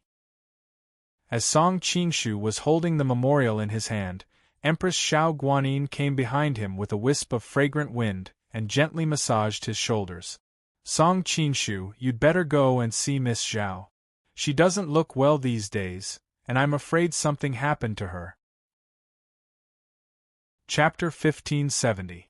It was only then that Song Qingshu remembered that he had been busy stabilizing the political situation these days and neglected Zhao Min's feelings. Now that Murong Jingwei was dead, and she didn't know the formula of the 3-corpse brain pill, she would probably be overthinking things. After thanking Su Quan for her reminder, Song Qingshu got up and rushed to the palace where Zhao Min was. After the coup, he brought Zhao Min and Icy Snow to the palace. Although the 2 girls were not used to it, they didn't refuse in the end for the sake of safety and convenience. Before he arrived, he could hear the melodious sound of a zither coming from a pavilion in the distance. After dismissing the accompanying palace maids and eunuchs, Song Qingshu walked over quietly. He wasn't in a hurry to disturb her, but stopped to watch and listen. In the past, Zhao Min's zither music always faintly revealed a sense of heroism, but now the tune was sad and melancholy. It was obvious that she was full of worries. The night breeze blew gently, and Zhao Min's dress swayed slightly, making her less charming and passionate than usual, but more lovely and touching. It's cold at night. Go back to the room, Song Qingshu couldn't help but say when he sensed that her body was faintly trembling. Zhao Min shook her head and looked at the bright moon in the sky. She said lightly, "It's too late to look at such a scenery. How can I not look at it more?" Song Qingshu heard the frustration in her tone. Just as he was about to comfort her, Zhao Min turned around and said, "Speaking of which, I haven't congratulated you yet. Congratulations on becoming the ruler of Liao and easily controlling a country. I really admire you." Song Qingshu smiled bitterly and said, "It's only nominal control. Now I'm dancing on a tightrope. If I'm not careful, I'll be doomed eternally." Zhao Min curled her lips and said, "You little fox, you're still not telling the truth. You must be very familiar with this kind of thing. It's not as dangerous as you described." "Princess, why do you say that?" Song Qingshu smiled awkwardly. Zhao Min stood up and revealed her tall and beautiful figure. She walked over and looked at him with a faint smile. "I had my doubts when I saw you disguised as Tang Quobian in the Jin Kingdom. But I thought it would be easier to impersonate Tang Quobian because of his big beard. It was not until I saw Murong Jingyue and your miraculous disguise that I realized you could easily disguise as someone else." Song Qingshu hurriedly corrected him. "Although Murong Jingyue's art of disguise is not bad, it's mainly about changing his appearance. He can't disguise himself as whoever he wants."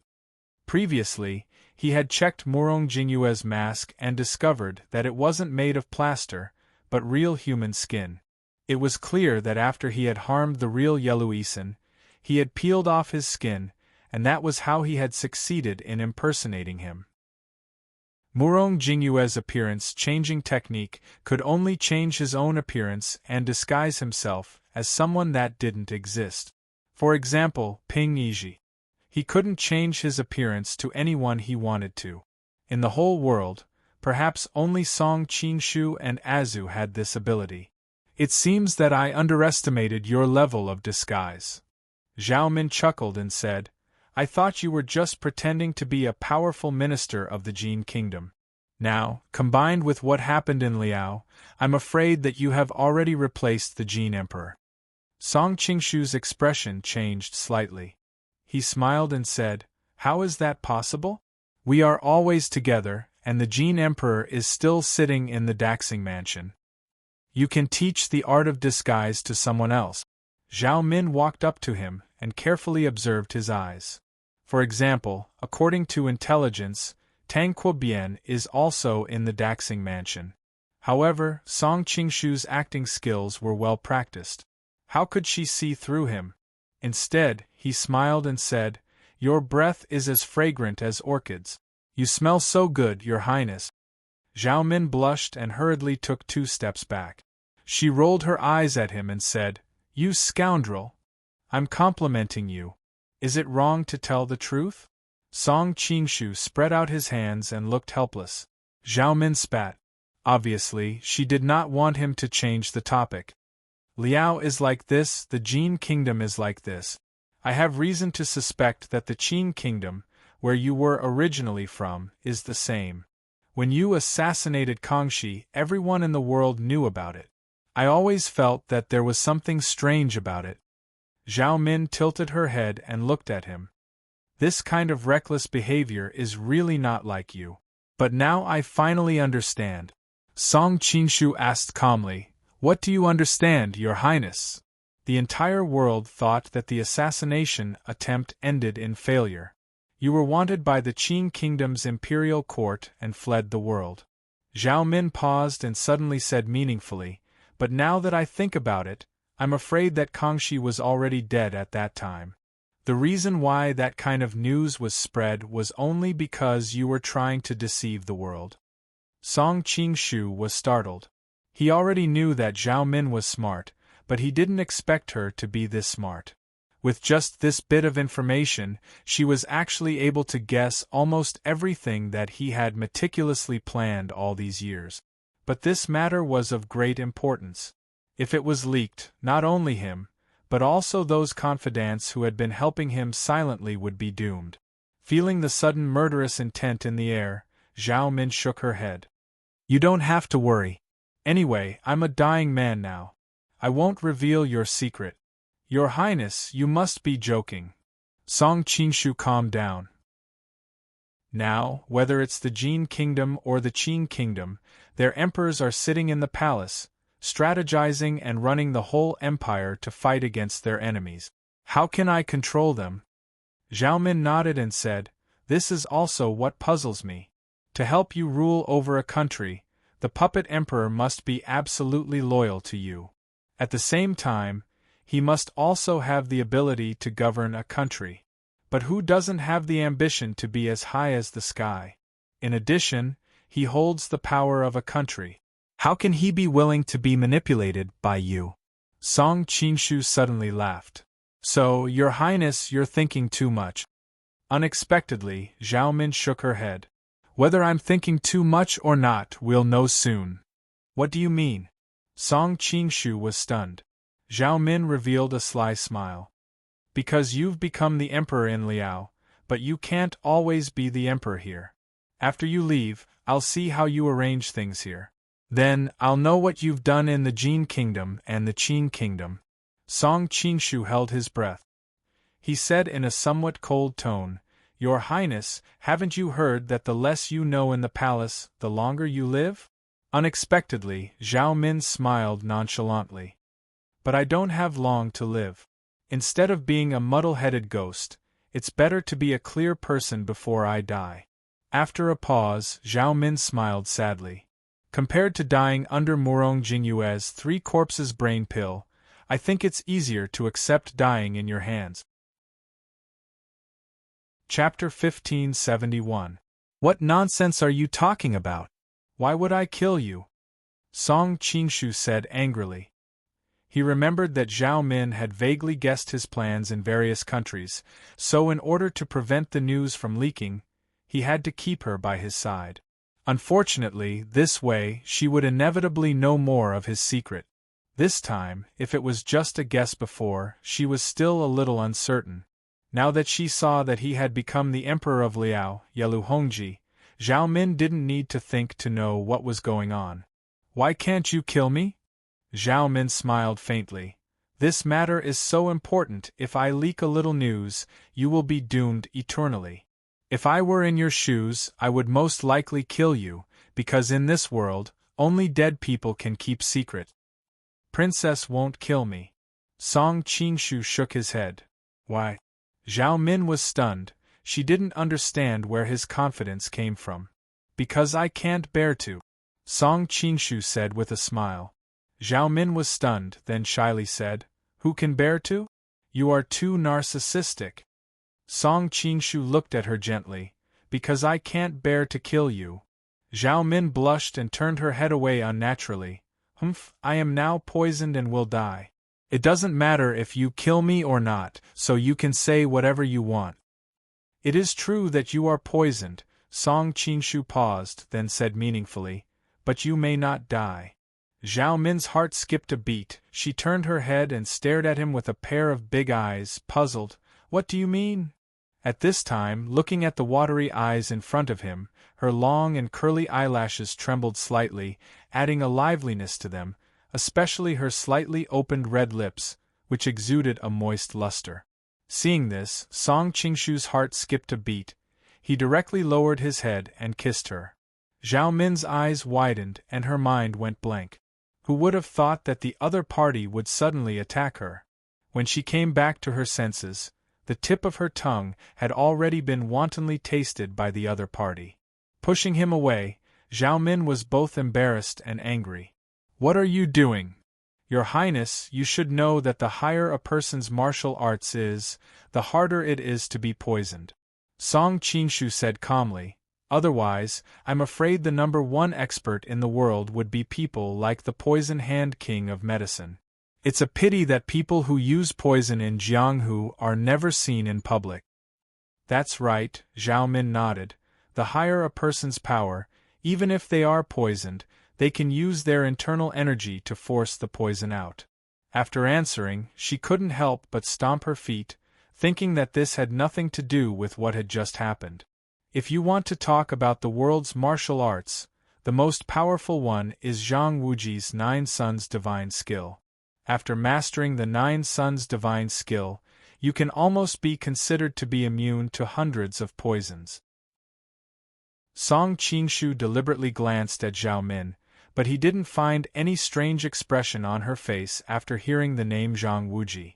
Besides the 9 Suns Divine Skill, the best one to force poison out is the Samadhi to stop movement and achieve Shinzu Scripture, which is also known as the Shinzu Scripture. It can even detoxify the cold poison of the ice silkworm. I think there are few poisons in the world that can't be forced out. You want me to learn the Shinzu Scripture to force poison out?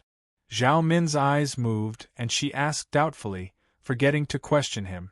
Recalling the postures that made people's blood boil when Chen Yuanyuan learned the Shinzu Scripture, Song Qingshu couldn't help feeling a little hot. He couldn't help imagining the scene of Zhao Min practicing this skill, thinking that it was a good idea to let her practice this skill. Zhao Min stretched out her hand and waved in front of his eyes. "Hey, what's wrong with you?" "No, nothing." Song Qingshu collected his thoughts and answered embarrassedly. The Shinzu Scripture can force out most of the poisons in the world, but the 3-corpse brain pill in your body has a special toxicity. I'm afraid that the Shinzu Scripture can't do anything. In fact, Zhao Min didn't have much hope. Hearing such an answer, she just snorted lightly. "Since it can't do anything, why do you mention it?" "Don't worry, Your Grace." Song Qingshu continued to explain. The reason why the Shinzu Scripture can't do anything to the 3-corpse brain pill is that the 3-corpse brain pill is usually not poisonous. The poisonous bug is suppressed by the medicine and usually hibernates in your brain. The brain is the most important and the most vulnerable part of the human body. Almost all the martial arts in the world can't connect the internal force to the brain, so naturally, it can't get rid of the poisonous bug from the brain. Almost all. Zhao Min was an extremely smart person. Hearing the hidden meaning in his words, she couldn't help but feel moved. Obviously there are martial arts that can be practiced? Yes, Song Qingshu nodded. Your Grace, you should know that I experienced a big disaster some time ago. I was poisoned by the golden rippling flower in Yangzhou and almost died in a foreign land. I've heard about it. Speaking of this, Zhao Min also clicked her tongue. Your Grace, you can't resist its poison with your martial arts. It's obvious that the golden rippling flower is indeed the most poisonous. The golden rippling flower is invisible and it's really hard to guard against. After being poisoned, it can block the human meridians so that you can't use your internal force to expel the poison. Song Qingshu said with lingering fear. Fortunately, I learned a magic skill by chance. Its route of operation is completely different from the ordinary meridian system, so I succeeded in expelling the poison. Zhao Min also sighed when she heard this, but she quickly reacted and said angrily with a red face, "What does this have to do with me? Don't try to change the topic. Just now of course it has something to do with me," Song Qingshu interrupted her. The reason why the 3-corpse brain divine pill can't expel the poison with internal force is because the poisonous bug hides in the brain. Ordinary martial arts can't train internal force into the brain, but the magic skill I'm talking about opens the meridians in the brain. Is it that supreme mystery scripture? Zhao Min also vaguely heard him mention the things he had encountered before. That's right, Song Qingshu stood with his hands behind his back. Ever since you were poisoned, I've been thinking about the antidote. After all, Murong Jingwe was elusive at that time, and no one was sure that they could find him. Even if they found him, they might not be able to get the antidote. Now that I think about it, it's fortunate that I had a backup plan from the beginning. You've been helping me think about the antidote? Zhao Min looked at him blankly. Of course. Song Qingshu recalled the princess in the movies and the real person he had come into contact with in this world. He sighed with sincerity. You're a dream in my heart in my past life and in this life as well. How could I let anything happen to you? Hearing his words, Zhao Min subconsciously lowered her head, as if she was afraid that he would see the expression on her face at that moment. For the past 2 years, when she thought about the strange poison in her body and saw Song Qingshu flirting everywhere, it was inevitable that some hidden bitterness would rise in her heart. Now that she knew that he had been thinking of ways to save her, all the resentment from before was instantly swept away. Sect leader Zhou better not hear this, or she won't forgive you. When Zhao Min raised her head again, her face was full of smiles. Chapter 1572. Jiruo isn't as stingy as you think. Song Qingshu laughed. Really? Zhao Min stared at him with a faint smile. Well, I'll tell her what you said the next time I see her. Let's see how she reacts. Don't. Song Qingshu waved his hand immediately, looking embarrassed. What? Are you still afraid of upsetting your girlfriend? Zhao Min tilted her head with a playful expression. I'm not worried about her. I'm worried about you. Song Qingshu looked serious and said calmly, You're no match for her in terms of martial arts. If there's a conflict, you'll be at a disadvantage. I still have you. Zhao Min didn't care at all. Are you going to stand by and watch your fierce wife bully me? Fierce wife. Song Qingshu was speechless. He felt that these two were destined to be enemies. Yawn. At this time, Zhou Jiruo, who was far away in Yangzhou, sneezed. She rubbed her face in confusion. Did I catch a cold because I've been too tired these days? Okay. Let's get back to the poison in your body. Song Qingshu knew that the topic just now was a minefield. If they kept talking about it, they might get hurt all over. I've been thinking about how to cure the 3-corpse brain pill, and I finally came up with a solution. Under Zhao Min's doubtful and expectant gaze, Song Qingshu began to explain. The reason why the 3-corpse brain pill is so difficult to cure is that no matter how good a person is at martial arts, he or she will not be able to train the inner force into the brain. However, the Supreme Mystery Sutra has created a whole new meridian system that can train the inner force into the brain. The 23rd blade was a direct attack on the soul. It could not be launched by meditation alone.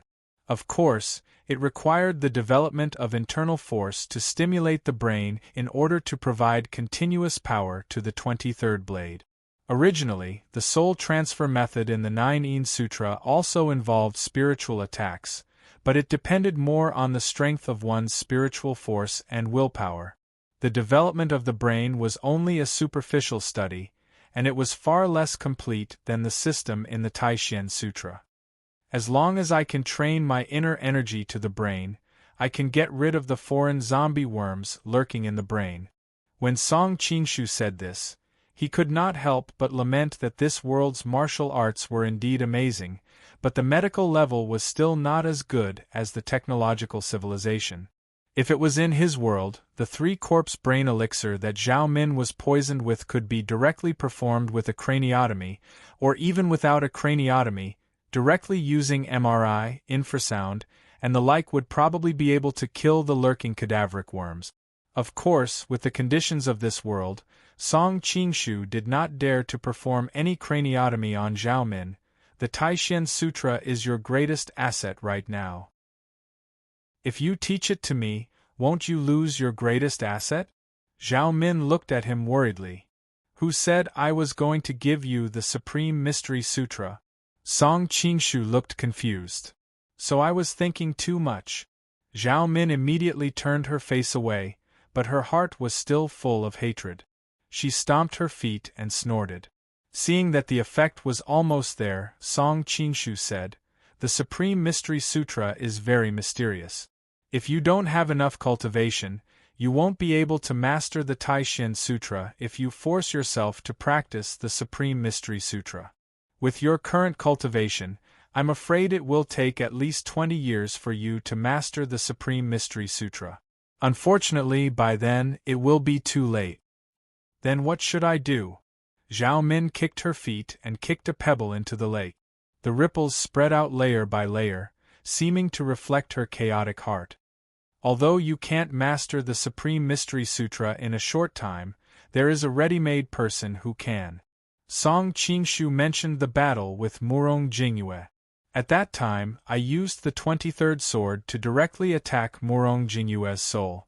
Similarly, I can also use the 23rd sword to attack the zombie worms in your brain. Can you really do that? Zhao Min's face was slightly pale. When the 23rd sword was used, everyone's soul seemed to be fixed. The feeling of destruction still made her feel a little scared. Don't accidentally destroy my soul. Of course it's not that simple, Song Qingshu said with a solemn expression. After all, Sword 23 is too aggressive, and the human brain is the most vulnerable part of the human body. If my attack is slightly off or a little bit heavier, not only will the cadaveric worm in your brain be destroyed, but your soul will also be destroyed. Zhao Min's face turned pale, but she was still intelligent and quickly responded, "Since you've put it this way, you must have some confidence. If I just use it like this, the success rate can be said to be 0. But if you promise me one thing," Song Qingshu paused and said with a somewhat complicated expression, "the success rate will be infinitely close to 100%. Zhao Min frowned and said doubtfully, "Promise to keep the secret for you? I can promise you, but for people like us, how can we believe a simple promise from the other party? Of course, I won't let you promise me something so boring." Song Qingshu hesitated and explained, "The thing I want you to promise may be a little difficult." Unexpectedly, Zhao Min waved her hand indifferently. "Don't worry, no matter how difficult it is, it can't be compared to dying. Just say it, I'll promise you. I think with our friendship, you won't harm me." "Of course I won't harm you." Song Qingshu hesitated and finally said that thing. "I want to ask you to marry me." Zhao Min was a little thirsty after talking with him for so long. So after saying that, she picked up the teacup and wanted to moisten her throat. Unexpectedly, when she heard what he wanted her to promise, she directly spat out the tea in her mouth. "What did you say?" Song Qingshu slightly leaned to one side and avoided her tea. "Since you've already heard it, why do I have to say it again? You." Zhao Min's face instantly turned red, and she directly turned around. "We were obviously talking about the method of detoxification. Why did we suddenly change to this kind of thing?" Song Qingshu smiled bitterly, "Because it's related to the method of detoxification." Zhao Min turned around with a confused look on her face. Song Qingshu had to explain, although Taishan Sutra can expand the meridians into the brain is a delicate and sensitive place. A little carelessness will cause irreversible damage. Everyone's body is different, and the brain is also slightly different. I'm only sure that I can get rid of the foreign body in my brain, but I'm not sure that I can get rid of the foreign body in other people's brains. Unless I'm as familiar with her body as I am with my own. To do this, I can only use the combination of Tantric Buddhism and Zen. You completely open your body and mind, and let my genuine qi enter. After I'm familiar with every meridian in your body, I'm sure that I can get rid of the corpse worm in your brain." The more he said, the redder Zhao Min's pretty face became, but she finally understood what was going on. Song Qingshu continued, "I don't want your grace to be innocent, so I propose to let you marry me, so," before he finished, Zhao Min interrupted him, "No, I refuse." Chapter 1573. Song Qingshu was dumbfounded that his proposal was rejected so straightforwardly. "Why?" Zhao Min turned around, took a deep breath, and said, "There's no reason. I'm tired, so I'm going back to rest." After saying that, the hem of her skirt fluttered, leaving a faint fragrance in the air. Song Qingshu was very depressed. He thought that his relationship with Zhao Min was good enough, and that his confession of love should have received a reasonable response. Unfortunately, reality gave him an ice-cold blow. After a while, he heard light footsteps behind him. Song Qingshu's first thought was that Zhao Min had returned, but he immediately dispelled this speculation. Not to mention that Zhao Min wasn't the kind of person who was willing to give in. The fragrance on her body was different too. Zhao Min's body exuded a rose fragrance, but this person's body only had a trace of indiscernible elegant fragrance, like an orchid in an empty valley, isolated from the world. Sister-in-law, you're here? Song Qingshu didn't need to turn his head. He was familiar enough with the other parties sent to know who she was. Icy Snow came to his side and revealed a gentle and elegant smile. Qingshu, why are you drinking alone here? Sister-in-law, you came at the right time. Drink with me. Song Qingshu didn't wait for her to respond and directly pulled her into his arms to sit down. Her gentle and alluring body warmed his cold heart a little. Icy Snow blushed and hurriedly struggled out of his embrace to sit on a stool at the side. Her eyes were filled with coquettishness and embarrassment. You? This is the Liao Imperial Palace. There are eyes and ears everywhere. If someone sees us, who knows what kind of rumors will spread outside? I'm Liao's emperor now. Who dares to control me? Song Qingshu snorted coldly, but he didn't hug her again. Icy Snow rolled her eyes at him. It's because you're wearing Yelu Hongji's appearance that it's weird to be hugged by you. Song Qingshu laughed and whispered to her, If I take off my mask, will you let me hug you? Bah, you're still so frivolous. Icy Snow spat. What did you say to Miss Zhao? I saw her face was frosty when she left just now. You were also here drinking to drown your sorrows. Did something happen to you too? I asked her to marry me, and then this happened. Song Qingshu shrugged and said helplessly. When Icy Snow suddenly heard such explosive news, her red lips gaped so wide that an egg could fit inside. What's going on? Even though Icy Snow had a cold temperament, she was a woman, after all, and gossiping was a woman's nature. Seeing the excitement on her face, Song Qingshu became more and more depressed. I proposed to her, and then she simply rejected me. Icy Snow was taken aback and asked doubtfully, But after spending some time with you, I feel that Miss Zhao likes you. Why did she reject me? I also felt that our relationship was at its last step, so I took the initiative to poke at it. At this point, Song Qingshu sighed deeply. Unfortunately, it turns out that I was overthinking.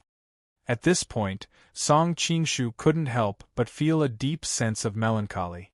When he read The Heaven Sword and Dragon Saber in his previous life, Zhao Min was his favorite female lead. She was so perfect that she was like a beautiful dream that people could see from afar but couldn't pursue. When he transmigrated to this world and discovered that Zhao Min was also here, the distant dream gradually became within reach. That kind of joy was simply unparalleled. Unfortunately, the other party's cold rejection knocked him down from the clouds to the ground. At that moment, he seemed to hear the sound of his dream shattering. How is that possible? Icy Snow recalled the bits and pieces of time she spent with Zhao Min. Every time she mentioned Song Qingshu, the corners of her lips would curl up slightly. It was obvious that she had feelings for him. How did you propose to her? Tell me everything that happened just now. There's no need for that, right? Song Qingshu glanced at her. Sister-in-law, when did you learn to be bad?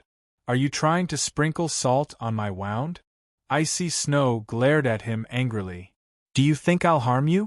It's just that I think there must be a misunderstanding, and I don't want you to miss this fate. Song Qingshu hesitated for a moment before roughly recounting his conversation with Zhao Min. After listening to it, Icy Snow couldn't help but laugh. Even though her smile was as beautiful as the first melting of ice and snow, Song Qingshu still found it somewhat sarcastic. Sister-in-law, you're also bad. You even made me repeat it before making fun of me. Who's making fun of you? I just understand why Miss Zhao rejected you, Icy Snow said snappily. Why? Song Qingshu sat up straight all of a sudden and looked at her in confusion. Icy Snow shook her head and explained softly, Qingshu, you understand a girl's mind better than most men in this world. But you're not a woman after all, so there are some things that you can't think of. If you simply propose to Miss Zhao this time, I think she would most likely agree to it. But the focus of your conversation this time was on how to detoxify the poison, so how could Miss Zhao agree to it? Why can't she agree to it? Song Qingshu was still a little confused. You're usually so smart. Why are you so stupid this time? Icy Snow was a little anxious. Think about it. If Miss Zhao agrees to it, doesn't it mean that she agreed to marry you for the sake of her life? Song Qingshu frowned and said, I won't think so, but she will be so worried. Icy Snow sighed and explained to him, women are meticulous creatures, not to mention Miss Zhao. She will be worried about you. Even though she won't think so now, what about the future? Or what will your other female confidants think of her? She can't take this risk. After all, it's related to a woman's lifelong happiness. No woman likes her marriage to be mixed with other things. Song Qingshu blinked, vaguely understanding the meaning of Icy Snow's words. But he still had some concerns in his heart. But what if she didn't reject me because of this? What if she simply doesn't like me and doesn't want to marry me? Icy Snow rolled her eyes at him. A woman who follows a man all the time and never refutes the rumors about the two of them in the pugilistic world. If this isn't liking, then what is liking? Seeing that Song Qingshu was still hesitating, she walked over and pushed him toward the direction of Zhao Min's room. You're a man. You have to take the initiative. Hurry up and go. Okay. Thank you, sister-in-law. Song Qingshu was a little depressed because he was too worried about personal gains and losses. Now that he was enlightened by Icy Snow, he regained his spirit. Looking at the direction where he left, Icy Snow blushed and spat. She mumbled softly, How many times have I told you not to call me sister-in-law? Otherwise, it feels weird. Meanwhile, Song Qingshu jogged all the way to Zhao Min's room. He knocked on the door and said, Princess, I have something to tell you. After knocking for a long time, a cold reply came from inside. I'm sleeping. Let's talk tomorrow. Song Qingshu smiled immediately. I happen to be a little tired. Why don't we sleep together? Chapter 1574. The room suddenly fell into silence. After a long time, Zhao Min's angry voice came. Are you sick? Of course I'm sick. Song Qingshu laughed. I have a lovesickness disease. I hope Junju can help me solve it. Now you are the emperor with 3,000 beauties in the harem. You can find them to solve it yourself. Zhao Min's voice was still very cold. Song Qingshu deliberately sighed faintly. I'm not lovesickness for them. How can they solve it? Only Junju can solve this disease in this world. When Zhou Zhirua hears your words, her face must be very interesting. Zhao Min's sneer came from the room. After running into a wall again and again, Song Qingshu couldn't help but be a little annoyed. If you don't open the door, I will come in directly. You know that with my power, this door can't stop me. The response to him was still silence. Song Qingshu waited for a while, and simply stretched out his hand. When he was about to open the door with his palm, the door opened from the inside. Zhao Min stood at the door. When she was about to say something, she suddenly looked down at the hand on her chest. It turned out that when Song Qingshu was about to push, she just happened to come out, causing his hand to directly press on Zhao Min's chest. Zhao Min exclaimed and hurriedly took a few steps back. She stared at the man in front of her with a red face. You lecher! Song Qingshu smiled embarrassedly. I'm sorry, it's purely a coincidence. Coincidence? Zhao Min sneered. Young Master Song's cultivation has reached the peak of perfection. Don't say that you can't control it at will. Don't say it when you see it. Song Qingshu was not at all embarrassed. It's easy for a woman to be too smart to marry. Zhao Min rolled her eyes at him and directly turned to walk back to the room. It's none of your business. Anyway, I won't marry you. That's not necessarily true. Song Qingshu was not discouraged by her indifference. After all, she did not close the door when she went in. Seeing that he had followed her in, Zhao Min was slightly startled. She frowned and said, Tell me, why are you looking for me so late? Song Qingshu smiled. Of course I'm here to ask you to marry me. Zhao Min's face darkened.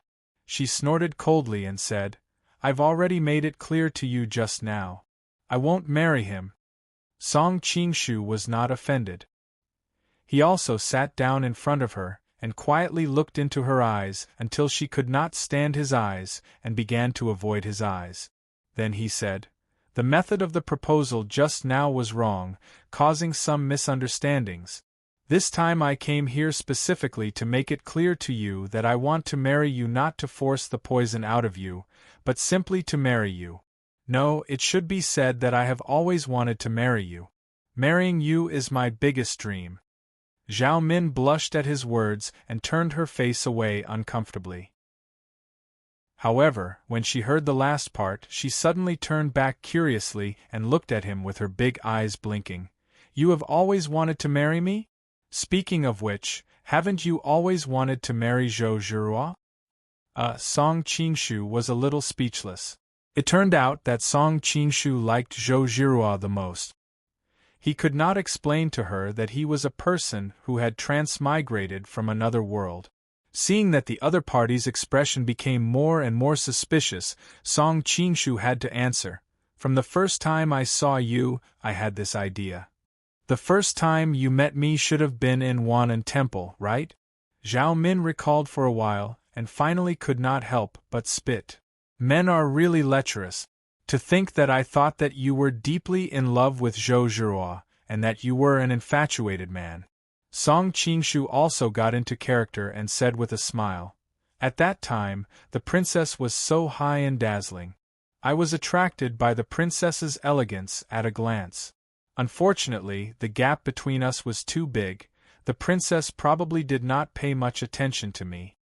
I still have an impression of you. Who asked everyone to know that you liked Zhou Zhirua at that time? Thinking of her rival in love, Zhao Min could not help but think of Zhang Wuji, and her face immediately became gloomy. Seeing her expression, Song Qingshu also guessed a thing or two. You think of him? Zhao Min nodded and did not hide. Damn Ming Zun! But Ming Zun's appearance is really good for you. If not for him, I would not be so close to you. Speaking of which, I really should thank him. Song Qingshu could not help but laugh. Suddenly, Zhao Min's expression became strange. There are rumors in the pugilistic world that you like married women. At first, I did not believe it, but after seeing Icy Snow, Xia Qingqing, and Princess Gubai of the Jin Kingdom, it seems that the rumors may not be false. As she spoke, her expression changed. Don't tell me that you approached me to enjoy the conquering desire of snatching women from other men. Those rumors are definitely slander. Song Qingshu was speechless. I simply like them. It's just a coincidence that they're married. Don't I also like young girls like you? Zhao Min suddenly became furious. You really are a womanizer. Song Qingshu sighed. Genghis Khan, whom you Mongolians revere the most, and your father, which one of them does not have a group of wives and concubines? Compared to them, I am already very pure. At least I treat each of my confidants sincerely. Zhao Min opened her mouth, but in the end, she did not refute. In fact, being born in the royal family, in this aspect, she was more open-minded than the average pugilistic world woman. However, being open-minded was one thing, and being unhappy was another. She could not help but sneer. You propose to me while showing off your love history. Do you think I will agree? Song Qingshu could not help but feel a little depressed. You were the one who brought it up first. All right, let's not stray too far.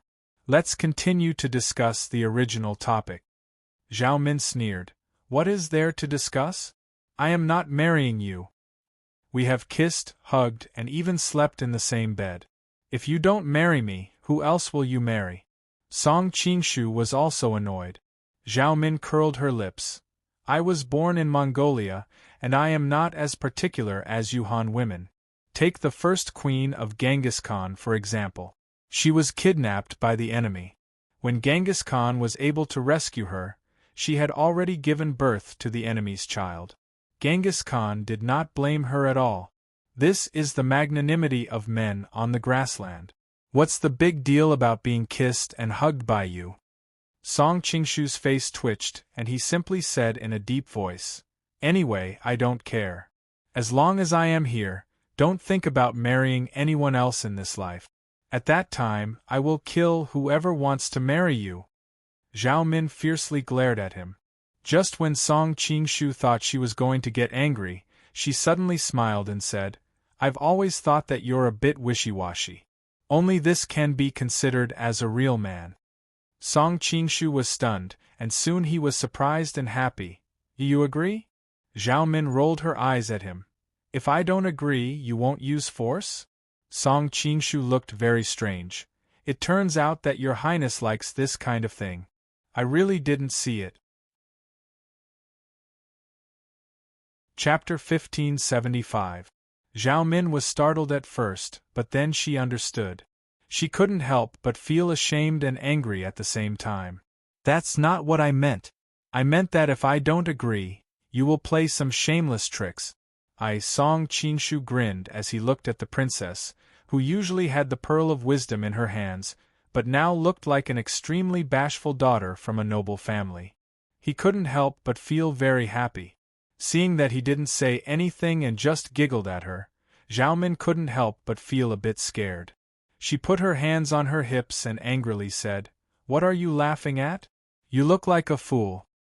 If I can marry the princess, what's the harm in being a fool for once?" Song Qingshu said with a mischievous smile.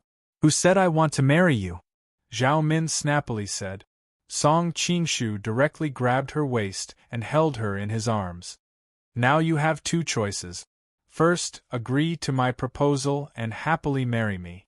Second, I will use force and you will happily marry me." Zhao Min twisted her body a few times. Unfortunately, the other party's hands were like iron pincers. She could only helplessly give up. "If you force me, will I happily marry you?" Song Qingshu moved closer to her neck and deeply inhaled the delicate fragrance on her body. He revealed an intoxicated expression. "I don't care. In any case, you can only be happy." Feeling the other party's breath on her skin, Zhao Min felt her whole soul tremble a few times. How can you be so overbearing?" Listening to her coquettish voice, Song Qingshu couldn't help but tightly hug her. He moved closer to her ear and softly said, "Princess, will you marry me?" The usually arrogant Zhao Min, at this time, almost buried her head in his chest.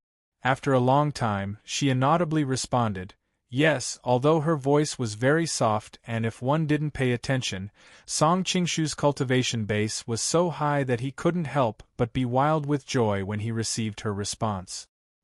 He hugged her and began to spin around the room, laughing loudly as he spun. "Put me down." Zhao Min couldn't help turning pale. As she patted his chest, she quickly said, "If you take off your mask now, if the palace maids and eunuchs see it, it will be troublesome."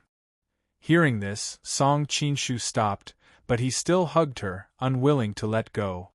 "Hey, didn't you say that you don't need to carry a sword with your current cultivation?" In his arms, Zhao Min's face was also red and her heart was beating rapidly. However, she suddenly felt a little dizzy, so she couldn't help but frown and ask, "I didn't bring my sword?" Song Qingshu was also at a loss. He didn't know why she would ask such a question. "Then what is that thing in your arms that is poking me?" Zhao Min subconsciously wanted to grab it, but suddenly her heart skipped a beat. She wasn't a naive little girl.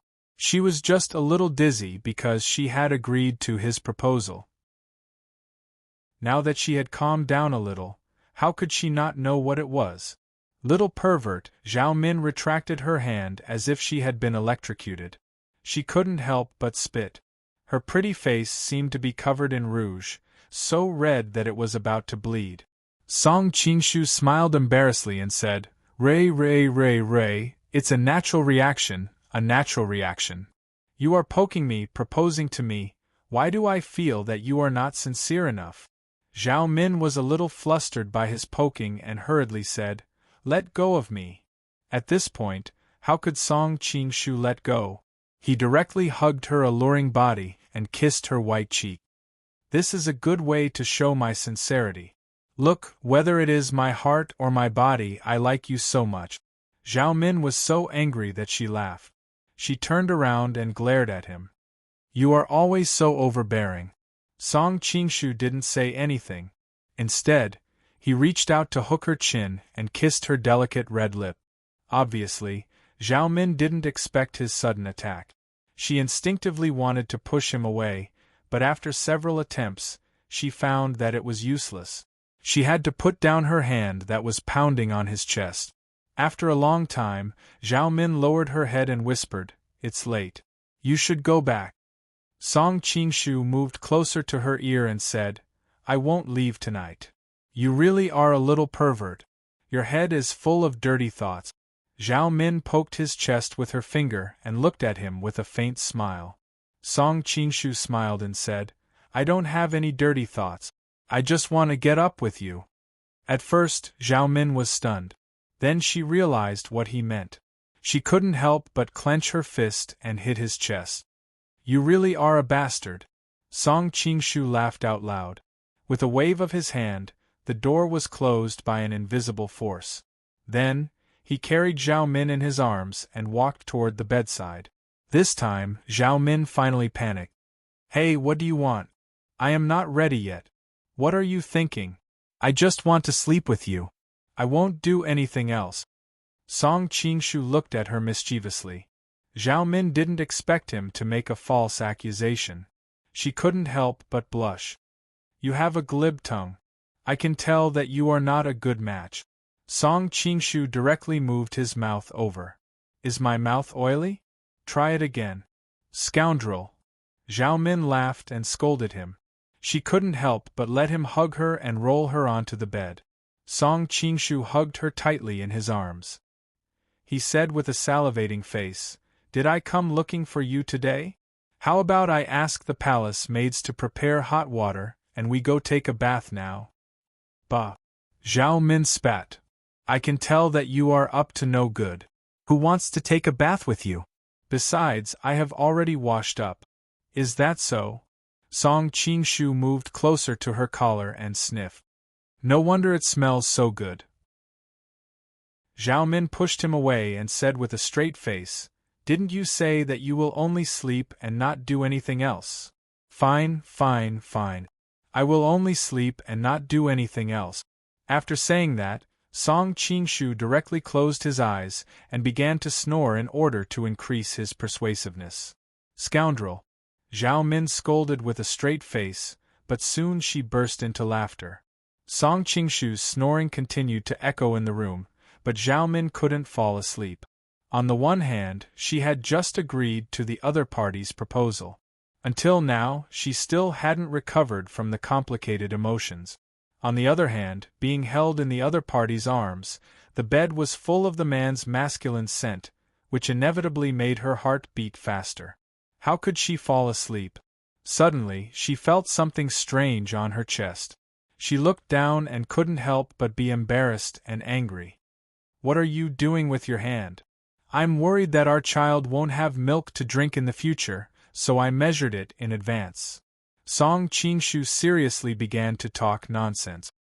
Our child. Women were emotional creatures after all. They subconsciously thought of their future life. At the thought of children, Zhao Min couldn't help but smile slightly. However, she quickly realized that it was inappropriate. She angrily pinched the man behind her and said, "Have you touched enough?" "No." Song Qingshu shook his head. "It won't be enough even if I touch it for a lifetime." If it was another man who said such nonsense in front of Zhao Min, she would definitely ask the Ruyang Mansion's experts to cut off their tongues. However, when it came from Song Qingshu's mouth, she found that she actually wasn't that angry. However, the other party's next action made her completely lose her composure. "You? Stop rubbing. Don't worry. I'm just rubbing. I won't go in." Song Qingshu responded with a classic saying from his previous life. Chapter 1576. Zhao Min was annoyed by his words. She knew that she would not be able to escape his clutches tonight. But she was smart and thought of a way to divert his attention. Qingshu, now that you are the Emperor of Liao, how are you going to deal with King Xiao Feng of the South Courtyard, who is imprisoned by Yelu Hongji? Song Qingshu was stunned. He did not expect that she would suddenly say this in such a charming situation. But it was a serious matter, so he did not dare to be careless. He replied seriously, "Of course I will let him go. He and I have become sworn brothers. I don't care about the past, but now I just need to say the word to let him go. How can I just stand by and do nothing? What's more, I still need him to help me keep the Prime Minister of the North in check. Now that Yelu Isin has fallen and the North King's College has declined, there is no opponent for Xiao Pity in the whole court. Power easily breeds people's desires. I am worried that without a check, he will become the second Yelu Isin," Song Qingshu said with some worry. Although Xiao Pity was Su Quan's father, in the power struggle, the relationship between father and son could be bloody, let alone the relationship between father and daughter. Zhao Min nodded. "Your worry is not unreasonable.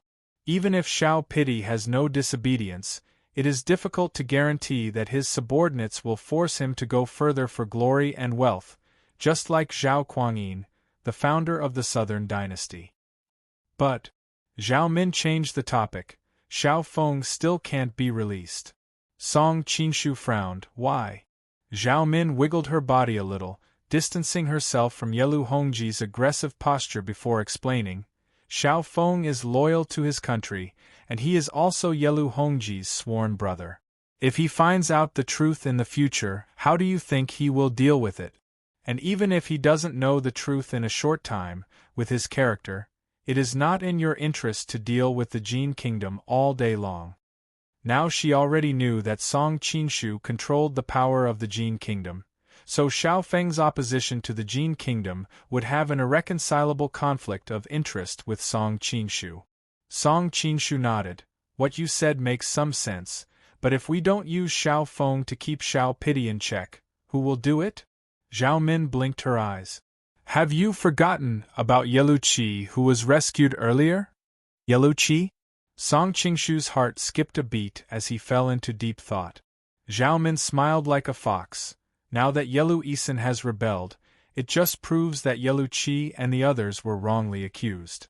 You can use this opportunity to pardon his crimes and rehabilitate him. Won't you be able to transfer him back? In addition, he is your brother-in-law. Whether it is loyalty or ability, there is a great guarantee. He is the most suitable person to keep Pity Xiao in check. Then why not call Yelu Chukai back? Yelu Chutsai's political ability should be far greater than Yelu Qi's. Song Qingshu thought of this famous and capable minister in history and couldn't help but feel excited. Because he is too capable and has enough experience. Zhao Min shook her head. "It will be difficult to control him then. On the contrary, Yelu Qi is honest and modest. Because he is young and lacks foundation, he can only rely on you. He is much more reliable than Yelu Chukai." Zhao Min smiled and added, "What's more, your Golden Snake Camp needs a prime minister. Who is more suitable than Yelu Chukai? Moreover, letting the father and son stay in two different places can be regarded as a different kind of hostage, so that they won't dare to have disloyalty." Song Qingshu listened with admiration. "Commandery Princess is really resourceful. They are probably still counting the money for you after being sold by you." Zhao Min didn't care. "Being born in the royal family, I have been influenced by the means of checks and balances. It is not really a skill. Commandery Princess is modest." Song Qingshu pulled her back into his arms. "With such a wife, what more can a husband ask for?" "Wife?" Zhao Min looked playful. "Then are you planning to reduce Zhou Jiruo to a concubine?" Cough cough. Song Qingshu almost choked on a mouthful of water. He decisively changed the topic. I have a candidate to check and balance Xiao Pity, but what about Xiao Feng? Will he be locked up like this?" Zhao Min snorted, with an expression that said, "I knew you would say this. How to deal with Xiao Feng is indeed a difficult problem. Although I have some vague ideas, they still need to be carefully considered and perfected. When I think about it, I will tell you. For now, let him continue to be locked up in the heavenly prison.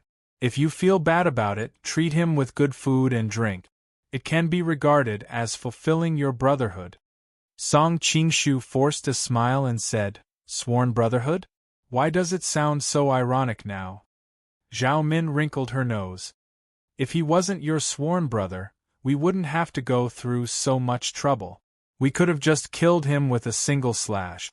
It's because of your brotherhood that we're thinking of a way to satisfy both sides." Song Qingshu breathed a sigh of relief. "After being enlightened by you, I feel a little better. Okay, it is late. I am sleepy. Let's sleep." Zhao Min yawned and directly turned to the side, leaving only a graceful view of her back to him. After a long time, Zhao Min blushed and gasped, "Stop it, I am really sleepy." "But you obviously can't sleep." Song Qingshu leaned close to her ear. "I heard that a man and a woman need to sleep together to sleep soundly. It is obvious that you have been playing with me. How can I sleep?" Zhao Min twisted her body, her tone angry. Song Qingshu did not care and gently kissed her cheek. "If you are really sleepy, you can even sleep in a busy city." "You are twisting words and forcing logic." Zhao Min was confused by the breath he exhaled, so she simply turned around and glared at him. Looking at her moist lips, Song Qingshu couldn't help but be tempted. He kissed her directly and stopped her from saying anything else. Woo-woo, the girl's modesty made Zhao Min instinctively want to push him away, but unfortunately, the two of them were in the same bed, and he had touched her all over. Her body was already weak, and she did not have the strength to push him away. "Don't be like this." Zhao Min finally got a chance to breathe, but the words that came out of her mouth made her feel embarrassed. How could such a weak and powerless refusal stop the other party? Instead, it seemed like she was acting coquettishly. Sure enough, hearing her weak words, the pressure of the man next to her became stronger, making her whole heart confused and her mind blank. Song Qingshu looked at the beautiful face in front of him from such a close distance, and his voice was a little hoarse. "I want you, I want your first time, I want your second time. In the future, every time you do it will belong to me." "You're crazy." Zhao Min turned her face away. Logically speaking, she should be very angry when she heard such rude words, but she didn't know why, but she couldn't feel any anger at this moment. All she felt was endless shyness. "Does Junju agree?" Song Qingshu pulled her face back and stared into her eyes with a burning gaze. "How do you want me to answer such a question?" At this time, Zhao Min's eyes were full of tears, as if covered with a layer of mist.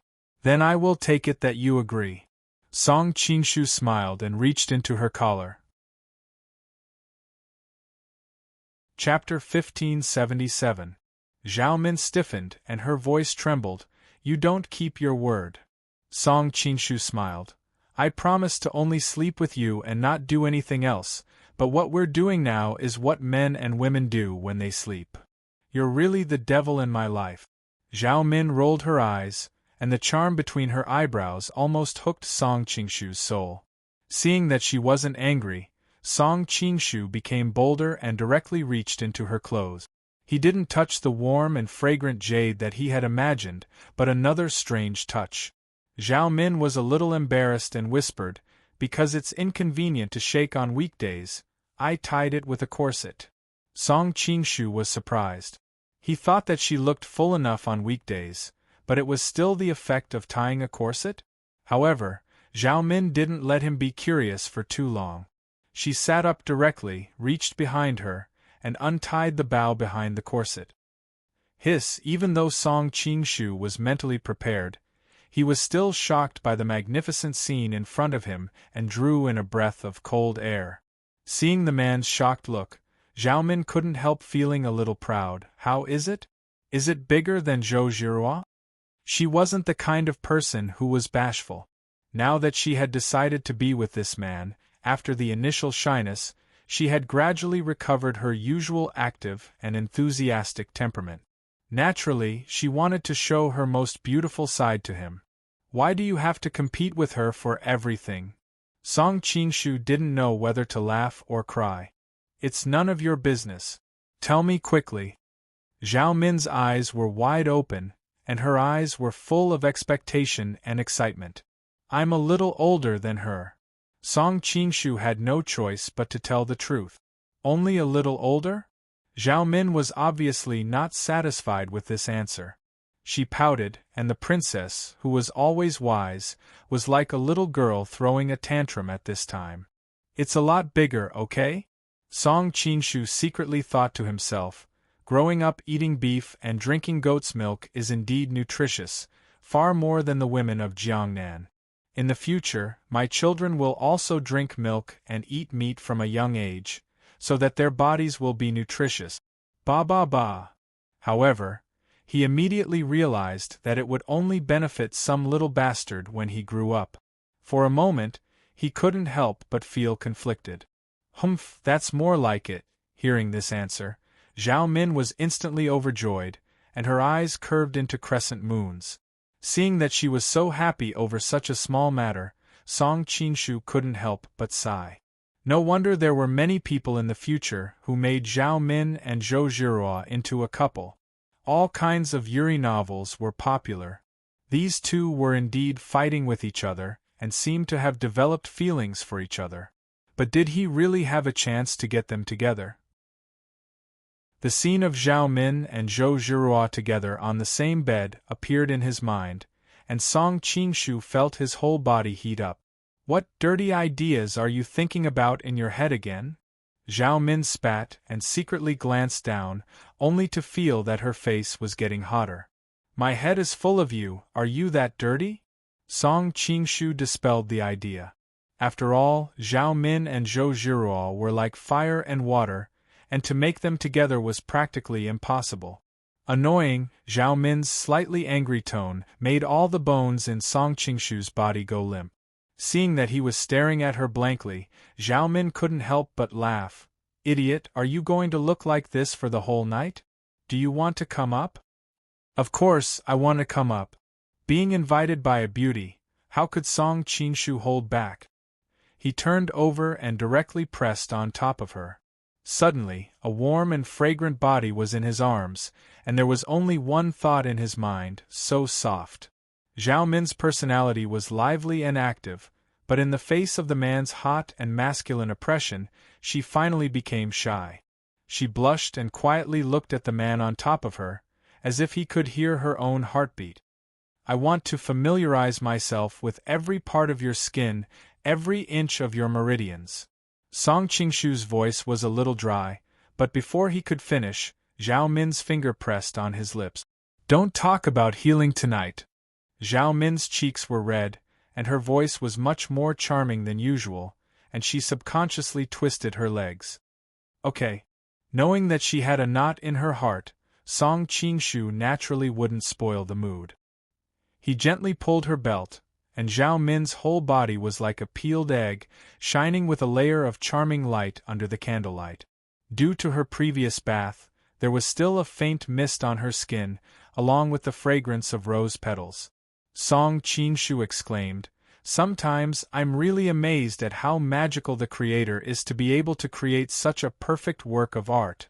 Unfortunately, I don't know how to draw, or else I would definitely copy this beautiful scene and keep it well. No way.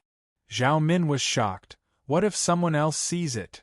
Although she was bold and passionate, but compared to the people of this world, she was far less open than the men and women of the future. That's really possible. Thinking about how YZM ruined a few popular celebrities in the future, Song Qingshu didn't want others to appreciate Zhao Min's current posture. Is it really beautiful? Seeing that he was in a daze again, Zhao Min couldn't help but smile foolishly. Unfortunately, I'm not Chao Zijian, or else I would also make you a princess ode or something like that. Song Qingshu was deeply annoyed at his low level of literary attainment. I don't need a princess ode, you just need to tell me, compared to Zhou Zhirua, who's prettier? Zhao Min's eyebrows were full of charm. Song Qingshu instantly had a headache. He didn't expect that even at this moment, she still didn't forget to compete with Zhou Jiruo. You're charming and plump, she's cold and slender. Plum, orchid, bamboo, and chrysanthemum each have their own advantages. You're using this to fool me again. Zhao Min curled her lips, obviously not satisfied with his answer. His gaze fell on her fair and alluring body, and Song Qingshu suddenly wanted to slap himself. Why did he stupidly flaunt his sharp tongue here on such a beautiful day? Instead, he forgot about the more important matter. Therefore, he didn't pay attention to her probing questions, and directly reached out to hold her shoulders, only to feel her soft and smooth skin. Zhao Min's heart skipped a beat, and subconsciously reached out to push him away. She said in a panic, "You haven't answered my question yet." Glancing at her snow-white waist, especially the skin rubbing against each other, Song Qingshu felt that the true qi in his meridians was about to boil. He suddenly pressed her hands down, and said in a hoarse voice, "If you want to compare who's better between the two of you, we'll only know after we've both tried." Zhao Min coquettishly rolled her eyes at him. "How do you want to try?" Song Qingshu reached down and smiled wickedly. "Like this," Zhao Min exclaimed. After all, she was a young girl who had not experienced the world of love. At first, she might have wanted to win, and wanted to take the initiative, but how could she be a match for Song Qingshu? Soon, her whole body was limp and sore, and she could only open her eyes wide and subconsciously shrink back. Chapter 1578. Zhao Min did not know that this kind of weak and frightened appearance was the most alluring.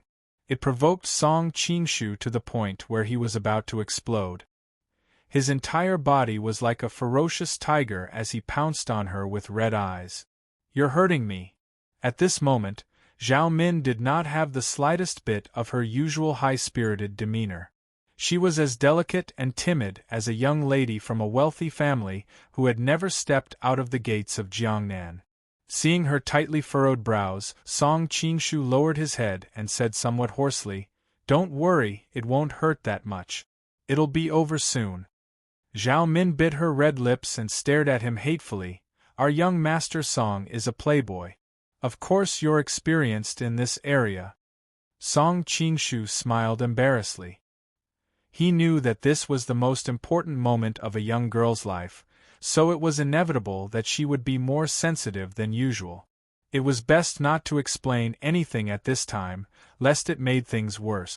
Seeing his embarrassed appearance, Zhao Min became angrier the more she thought about it. She raised her head and ruthlessly bit his shoulder. Song Qingshu felt pain and subconsciously sank. This time, it was Zhao Min's turn to cry out in surprise. Tears came out of her eyes as she patted the chest of the man on top of her and cried, "You bastard, you lied to me. Who said it didn't hurt? It'll be over soon." At this moment, Song Qingshu's eyes were full of smiles. Looking at the beautiful woman in tears, his chest was filled with great happiness and a sense of conquest. When he had first transmigrated to this world, he had been attracted by Princess Zhao Min's incomparably tender beauty. However, at that time, he was in a precarious situation and had no time to think about other things. At that time, Zhao Min was high and mighty. How could she care about him when he was in the mud?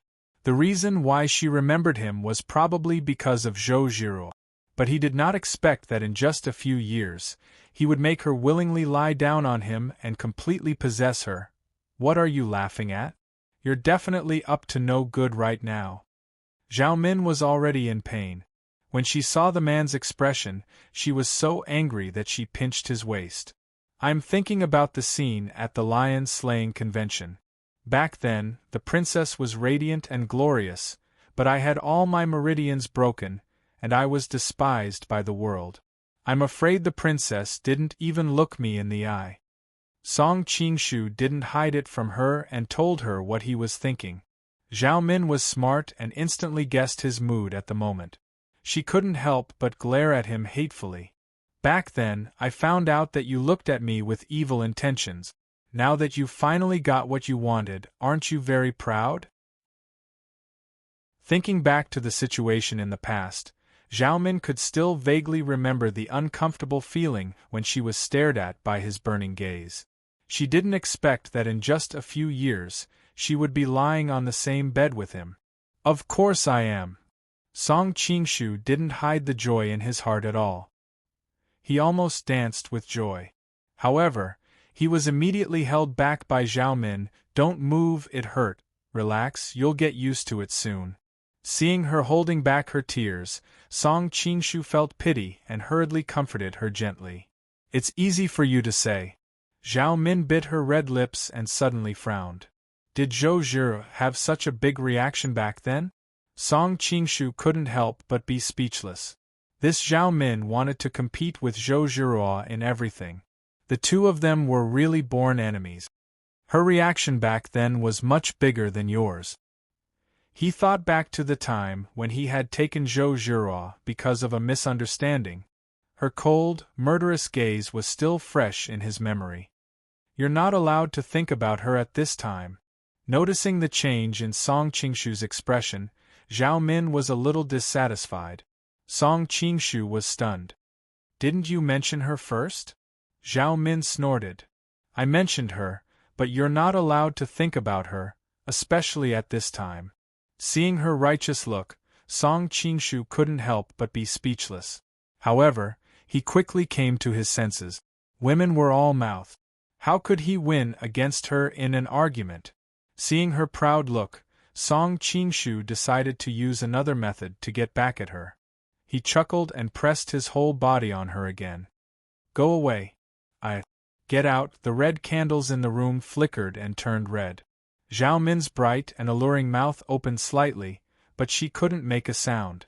After an unknown amount of time, Song Qingshu's voice came from under the blanket. I'm familiarizing myself with the meridians in your body. Next, I'll help you get rid of the 3 corpses brain god pill in your brain. I don't want to, Zhao Min replied lazily as she tucked a strand of her hair behind her ear. Because her skin was covered in a layer of fine sweat, a lot of her hair stuck to her face. She had to pull her hair back a few times before she could push her hair back. Don't think about those things that spoil the mood today. Is that so? Song Qingshu pondered for a moment. He really needed to familiarize himself with Zhao Min's body before he could be more confident. Today was indeed not a good time to get rid of the poison. Since that's the case, why don't we do it again? How many times did you and Zhou Zhi do it? Zhao Min stared at him with a pair of charming big eyes. There was a glimmer in her eyes which was different from usual. Song Qingshu stretched out a few fingers in front of her. Zhao Min's delicate red lips suddenly opened so wide that an egg could be stuffed in it. How is that possible? Is she made of iron? At this time, her whole body was limp and she didn't even want to move a finger. How could she not be surprised when she heard that Zhou Zhi actually persisted so many times? Song Qingshu's face turned red. It was not convenient for him to explain the reason. Back then, he was seriously injured and his body was extremely weak. How could he compare to the vigor of a dragon and a tiger now? Especially after practicing the blissful Zen, his yuan qi was even more consolidated. If he wanted to, he could even lock himself up for a whole night. Although there were many times that night, it might not be as many as one time today. However, how could he tell this to Zhao Min? Are you lying to me? Zhao Min looked suspicious. After all, in her opinion, she grew up in Mongolia. No matter what, her physique should be better than Zhou Zhi, who was a girl from Jiangnan. However, she immediately thought that Zhou Zhi seemed to practice the Nine Sutra and her internal energy was much higher than hers. Maybe this was the reason why the two of them were different. However, she had always been unwilling to admit defeat. She bit her lips and looked at Song Qingshu. Again. Firstly, she didn't believe that she would lose to Zhou Zhi. Secondly, after experiencing the pain at the beginning, she was somewhat looking forward to the rising to the sky like water and milk. Since the beauty invited him, Song Qingshu wouldn't be polite. Gradually, the room was filled with a heart-stirring celestial music. Suddenly, Song Qingshu's eyes narrowed. He suddenly looked out of the window. Then, the window shattered inch by inch and a black shadow rushed in. A snow-white sword light instantly suppressed the candlelight in the room. At the same time, it was accompanied by a delicate shout. "Die, fatuous ruler!" Chapter 1579. The red candles and palace lanterns in the room were already bright enough, but at this moment they were overshadowed by the sword gleam. The bright sword gleam filled the entire room, as if a bright moon had risen in the room. Previously, when Murong Jingyue's divine blade slash, a full moon's gleam would also appear. However, that full moon was demonic, cold, and filled with the aura of death and destruction. This bright moon was much more gentle and beautiful, white and tranquil. However, in the eyes of an expert like Song Qingshu, he clearly knew that although this bright moon looked beautiful, every inch of its light represented a trace of killing intent. If one's cultivation was not high enough, it was very likely that they would be pierced by thousands of swords before they could even react. After all, moonlight was the same as sunlight. It shone on everything and was everywhere. At this moment, Zhao Min also reacted, but all she could see was the vast expanse of white moonlight. She could not see anything clearly at all. Even if she wanted to fight back normally, she would not be able to do so, not to mention now that her vital points were under attack and her entire body was limp. Fortunately, she had Song Qingshu by her side. Even though he was ambushed in his most relaxed state, with his cultivation, he naturally wouldn't be stumped by the sword light that filled the sky. In the nick of time, he raised his hand and caught the opponent's sword. The moonlight that filled the sky also gradually dissipated, revealing the assassin's full appearance. Although the assassin was dressed in black, it still could not hide her tall and slender figure. Her face was covered, but those bright and starry eyes that were like gems still showed that she was definitely a one-in-a-million beauty. Zhao Min suddenly felt a surge of sourness in her heart. She forcefully pinched the man on top of her. "Which girl that you have slept with and then abandoned has turned into hatred because of love?" Actually, as someone who was born in the royal family, she was not easily jealous, but today was a special day. No matter which woman encountered such a thing, they would feel depressed. Being suddenly pinched by her, Song Qingshu shivered all over and almost lost his grip on the opponent's sword. He hurriedly explained, "It's not what you think, she is not looking for me." Before he could finish speaking, he heard the woman's surprised and uncertain voice, "Song Qingshu, isn't she looking for you?" Zhao Min laughed coldly as she pulled the blanket over her body. Song Qingshu also felt a burning pain on his face. Turning to look at the assassin, he loosened his grip on the sword and smiled bitterly. Nansien, in fact, he had already recognized the assassin from the start, so he only clamped the opponent's sword but did not retaliate. After all, Yelu Nanxian's Sun Moon Divine Sword was so unique. He was the one who gave it its name. However, he had no intention of lying to Zhao Min.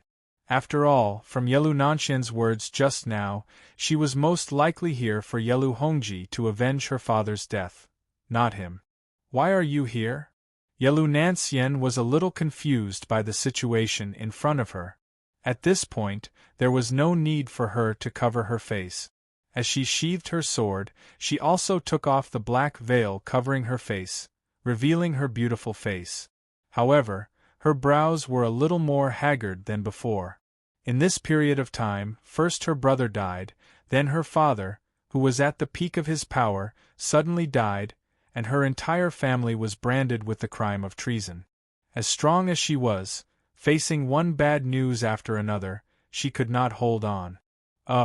Song Qingshu was at a loss for words, not knowing how to explain himself. "Where is Yelu Hongji?" Yelu Nanxian finally remembered why she came here, looking around. He's not here. Song Qingshu said awkwardly. Not here? Yelu Nanxian's face was full of doubt. This time, they came to the palace with the determination to die. In order to avenge her father, she had made ample preparations. After all, her father had once held great power in the court, and she had been a princess for a long time, so she always had channels to gather useful information. Today, she received accurate information that the emperor was staying the night in this palace. That's why she rushed here. But in the end, he wasn't here?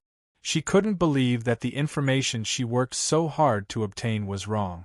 Instinctively, she began to look around. Suddenly, her eyes narrowed, because she saw the dragon robe scattered on the ground. The dragon robe is here. That means Yelu Hongji must be nearby. Yelu Nanxian hurriedly looked around. She did not suspect Song Qingshu. After all, impersonating the emperor in disguise was beyond the imagination of this world's people. Song Qingshu shrugged helplessly at Zhao Min, but Zhao Min turned her head away. It was obvious that she had been provoked by the sudden fright, and her heart was filled with resentment towards him. Why can't I find him? Where is the dog emperor? Yelu Nanxian muttered to herself as she rummaged through the room, her mind in a daze. After all, she had given up everything for this attack. Now that it was about to fail, how could she not be anxious? Song Qingshu opened his mouth, not knowing what to say to her. Yelu Nanxian suddenly reacted, turning her head to stare at him. Big brother Song, why are you in the emperor's palace? Did you hide the dog emperor? Before Song Qingshu could say anything, Zhao Min, who was at the side, took pleasure in Song Qingshu's misfortune and spoke first. Silly girl, don't you know that the dog emperor you're looking for is right in front of you? Seeing her look as if she wanted the world to be in chaos, Song Qingshu was depressed, knowing that she was frightened at the critical moment and was venting her anger on him. Princess Xiaomin? Yelu Nanxian had seen the situation in the room earlier, but because she saw Song Qingshu, she instinctively avoided looking at the woman under the blanket. Only now did she recognize her. The two women were both princesses and often traveled the Central Plains. Naturally, they had seen each other before. Yelu Nanxian looked at Zhao Min, then looked at Song Qingshu. Her tone was a little strange as she said, "The two of you actually came to the emperor's palace to steal." Cough cough, I don't know if I should praise the two of you for your good mood or admire the two of you for your audacity.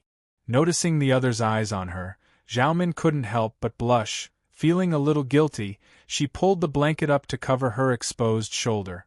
What are you looking at me for? Aren't you looking for the dog emperor? Here, that's him. Him? Noticing that Zhao Min pursed her lips at Song Qingshu, Yelu Nanxian was surprised at first, but she was an intelligent person. Thinking about the information she received and the yellow robes scattered on the floor, she finally understood what Zhao Min meant when she said, "Far in the horizon, right in front of you. You are Yelu Hongji?" Yelu Nanxian raised the sword in her hand again, pointing it at Song Qingshu, her voice trembling. At this moment, her mind was a blank, unable to function normally. Now that things had come to this, there was no need for Song Qingshu to hide it anymore, not to mention that he had been sending people to look for Yelu Nanxian recently. Of course not before, but now Yelu Hongji is indeed me. Then you were the one who killed my father? Yelu Nanxian's voice suddenly became low, as if she was talking to herself in her sleep. This time when I entered the palace to assassinate you, I thought I would definitely die, so before I left, I wanted to see you one last time. Unfortunately, when I went to your previous residence, I couldn't find you. I even waited for you there for 3 days, but you still didn't come back. I knew I couldn't wait any longer, so tonight I entered the palace to assassinate you, but I didn't expect things to turn out like this. I must avenge my father." Her voice was suddenly filled with determination as she suddenly thrust her sword towards Song Qingshu. Chapter 1580. When Song Qingshu heard the change in her tone, he knew something was wrong. Not to mention, after watching so many TV dramas in his past life, He was naturally on guard against melodramatic plots. He reached out and caught her sword again, not letting himself be injured by her. "Little sister Nancian, you've misunderstood." Song Qingshu was worried that she would take things too hard, quickly explaining, "I didn't kill your father." Yelu Nancian also woke up from her trance, realizing there was something fishy going on. "Fine, I'll listen to your explanation. Can you put down your sword first? It hasn't even been 10 minutes, and you've already stabbed me twice." Song Qingshu's gaze fell on the sword, asking helplessly. Yelu Nancian blushed, awkwardly letting go of the sword. Song Qingshu put the sword to the side, explaining, "The one who died wasn't your father, it was someone called Murong Jingyue." Murong Jingyue? Yelu Nancian was confused, she had never heard of this name before, looking at him in confusion. Song Qingshu briefly explained the relationship between Murong Jingyue and himself, as well as Zhao Min and Icy Snow, then continued, "That day, he was kidnapped by Shui Yi's people. In the end, he led them to a secluded courtyard, where he suddenly attacked and injured Shui Yi's people. In his complacency, he spilled the beans. That's how we discovered his identity. If you don't believe me, you can take a look at his body. I had people preserve it." This is a bit unbelievable." Yelu Nancian took a few steps back, muttering to herself, "In this world, is there really someone who can impersonate another person and not even his family can tell?" Song Qingshu knew it was hard for her to believe, but he was prepared. "Although it sounds like a fantasy, there really is such a disguise technique in this world. If you don't believe me, take a look." Yelu Nancian raised her head and was shocked to see Yelu Hongji in front of her, jumping in fright. Fatuous ruler! Instinctively, she wanted to look for her sword. Song Qingshu was so frightened that he hurriedly explained, "Sister Nancian, calm down, it's me." Hearing the familiar voice, Yelu Nancian was bewildered. Big brother Song? At this time, Zhao Min also kicked Song Qingshu and said with disgust, "Take off this ghost mask. Otherwise, it's really weird to be in the same bed with you like this." Song Qingshu laughed bitterly and hurriedly took off his mask, revealing his original appearance. "There's really such a miraculous disguise technique in this world." Yelu Nancian was amazed, taking the mask from his hand and studying it. "Then where did the real Yelu Hongji go?" "Of course he's dead." Song Qingshu paused, then added, "Murong Jingyue's ambition is very big. These years he has gathered a large group of people with wild ambitions. They cut off the emperor's wings one by one. For example, the imperial palace governor Yelu Qi, the southern courtyard king Xiao Feng, the northern manor prime minister Xiao Pity, and so on. When the emperor is truly alone, it's naturally his chance to usurp the throne, but he didn't expect me to snatch it away." Dead. Yelu Nancian stood there absent-mindedly. Today's events were too much for her to digest. "You can think about it carefully. In these 2 years, has your father changed from before?" Song Qingshu began to guide her to accept this fact. Yelu Nancian immediately fell silent. These 2 years, of course she had noticed the changes in her father, but she only thought it was the rise in power that had affected his temperament. Now that she knew about the disguise and carefully thought about what had happened, there were indeed many suspicious points. "Do you still remember that time in Yangzhou? He used you as a shield in order to escape?" Song Qingshu continued to remind her. That time, it could be said that he had indirectly set the other party up with him, and that night of intimate contact. Yelu Nancian was obviously thinking the same thing as him. Their eyes accidentally met and she hurriedly looked away, but then she quickly remembered that she had been used as a shield by her father, and her expression immediately darkened. From that time on, although nothing had happened between father and daughter on the surface, unknowingly, a deep estrangement had grown between them. "I'm afraid it was after that you were betrothed to the Western Xia Crown Prince, right?" At this time, Zhao Min also spoke. "No matter how good Murong Jingyue's disguise is, it is still a fake. It is difficult to deceive the people closest to him. In addition, what happened in Yangzhou made you suspicious, so he hurriedly betrothed you to another country. There's also the case of your brother's murder, Song Qingshu added. I've recently looked through the files. In addition to the confessions of some of Murong Jingyue's subordinates, I'm afraid the person who killed him was Murong Jingyue. On one hand, he could get rid of those close to your father, and on the other hand, he could frame Yeluqi and Xiaoban He, saying that they were killed because they heard the two of them plotting a rebellion. Yelu Nanxian's face became incomparably pale. In fact, she had been investigating the case of her brother's murder, and had found many things, but she had never thought in that direction. Now that she suddenly found out the truth, she couldn't help but feel as if her heart was being cut by a knife. Then what about my real father? Yelu Nanxian suddenly thought of a crucial question. She raised her head, her eyes full of hope. Song Qingshu couldn't bear it. He knew that she was hoping for a miracle, but Murong Jingyue had disguised himself as Yelu Isin and cut off his face to use as a mask, so naturally he wouldn't be able to live. Your father has already passed away. Song Qingshu didn't tell her about the human skin mask. That would be too cruel. Father, she had already prepared herself, but this result still made Yelu Nanxian heartbroken. Now that her brother was dead, her father was also dead, and her family was on the verge of destruction at any time. She felt that there was nothing more sorrowful than a broken heart. My condolences, Nanxian. Song Qingshu also knew that it was useless to say anything at this time, but it was better to comfort her than not. On the side, Zhao Min said in a strange tone, Miss Yelu, don't be too sad, at least there's still Song Qingshu to accompany you. As soon as these words came out, Yelu Nanxian was pulled out from her heartbroken state. She glared fiercely at Zhao Min. I didn't think that the normally arrogant Princess Xiao Min would be stealing someone else's man in the palace. Zhao Min was also depressed. This matter was a knot in her heart, especially when she thought about when she met Zhou Jiruo in the future. She was afraid that she would be mocked and ridiculed. Although she felt a bit guilty, she was never one to admit defeat. She retorted, Why do you care about me? I'm not stealing your man. Yelu Nanxian was also irritated because of the series of grievous news. Being provoked by Zhao Min like this, she couldn't help but blurt out, Who said he's not my man?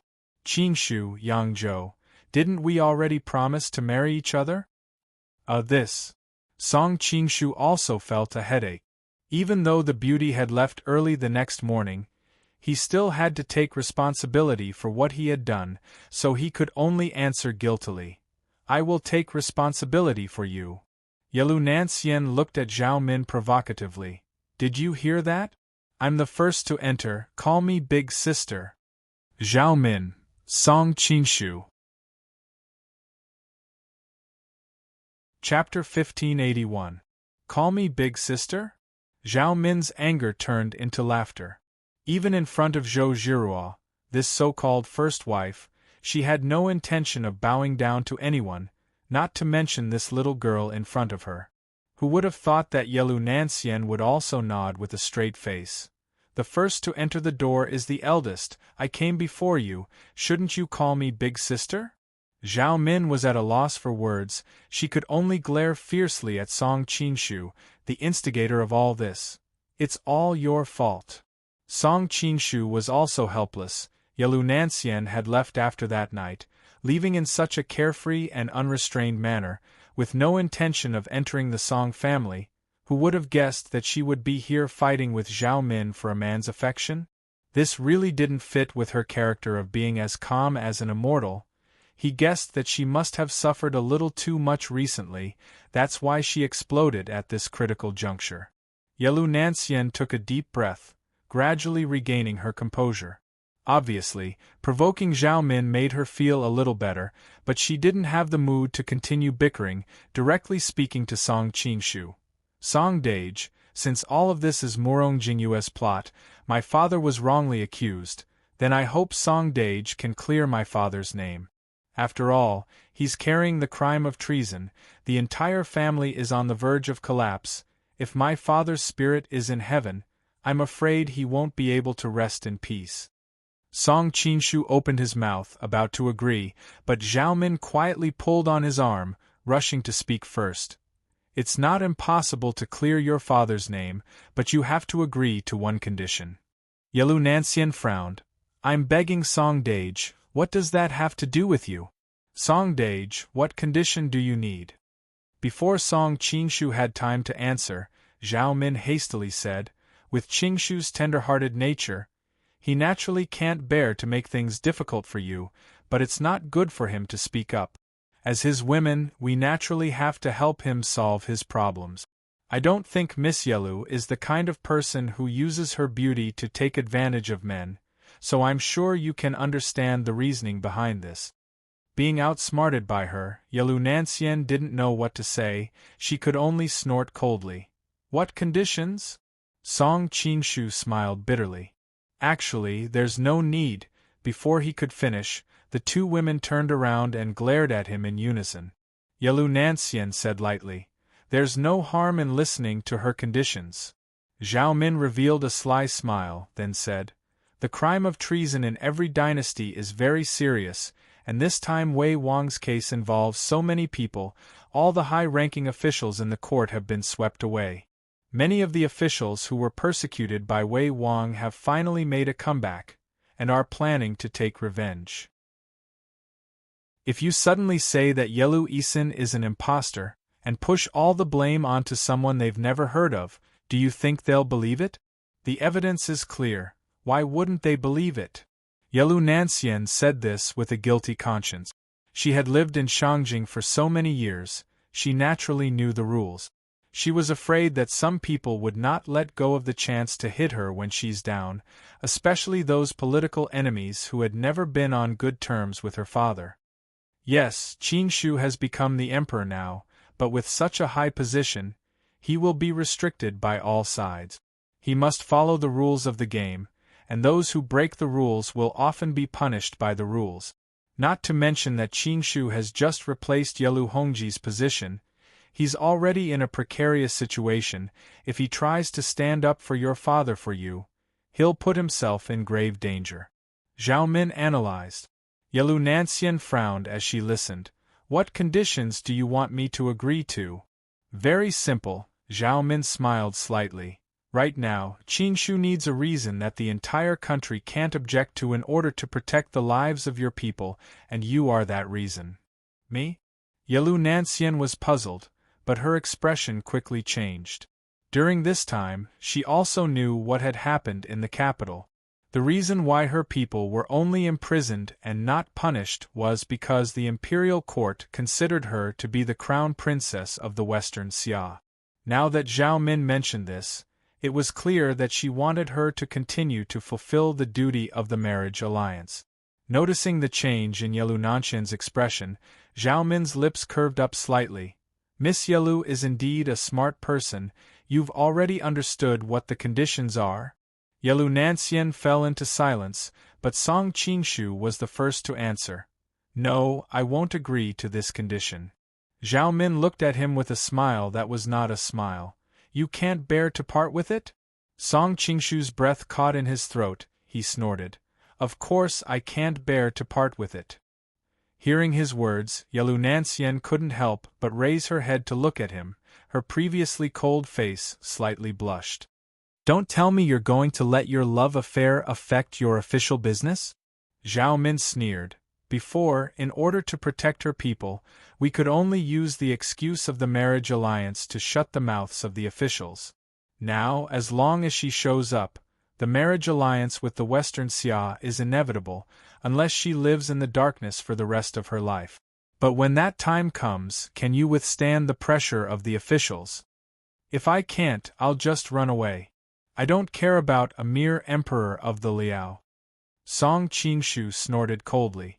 Letting his woman marry another man, he couldn't tolerate this kind of thing. Even Wu Sangui could fly into a rage for the sake of his woman. Could it be that he couldn't compare to Wu Sangui? I know what you're worried about.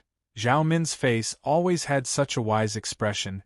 Don't worry, I won't really let your little lover serve another man, it's just a marriage alliance in name. Song Qinshu snappily said.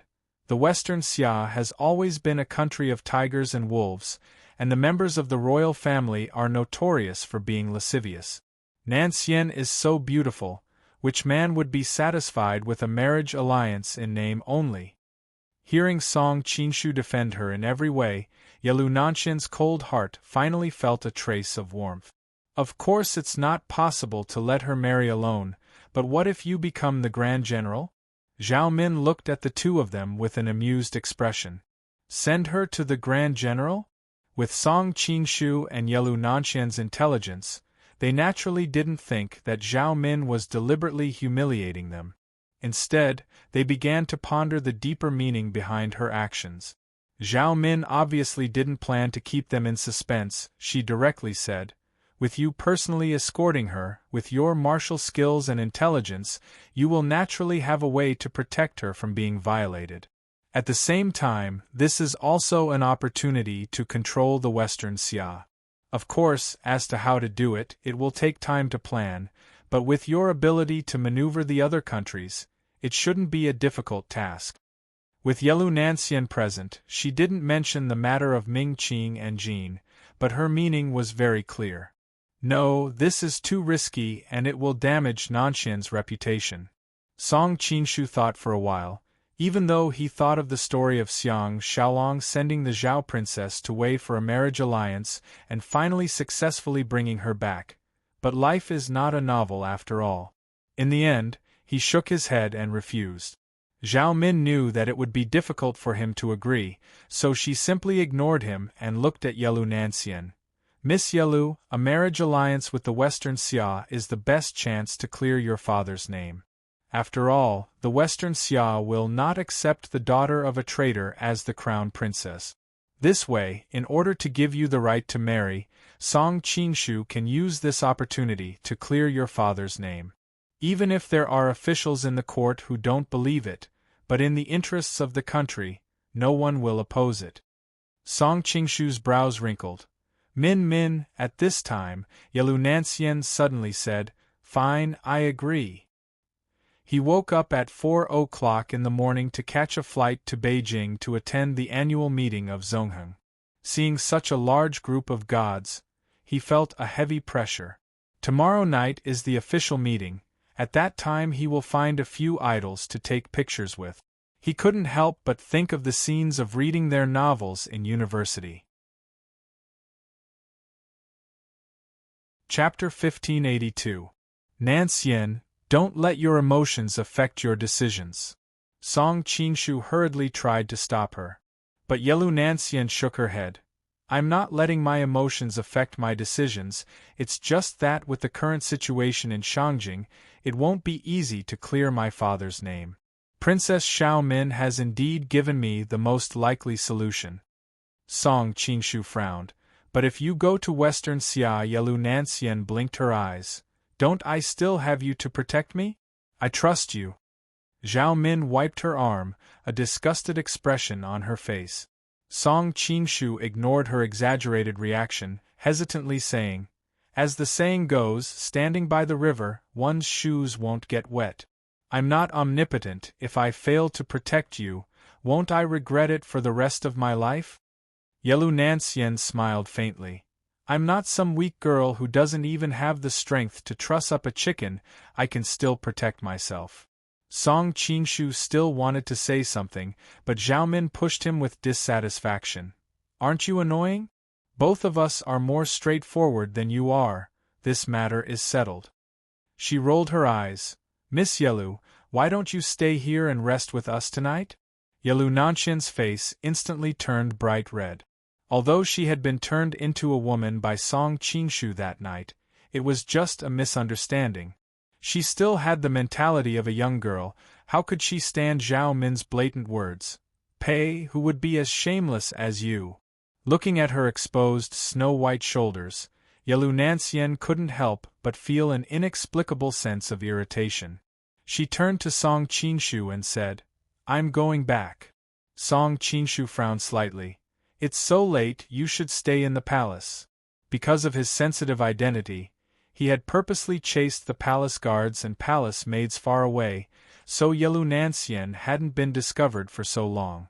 However, if she tried to go out again, she would inevitably run into the palace guards again, and it would be dangerous if she wasn't careful. Yelu Nanshien's face that had just calmed down turned red again. Noticing the change in her expression, Song Qinshu was slightly startled and understood that she had misunderstood. He could only explain with a bitter smile, "You misunderstood. I'm not asking you to sleep with me.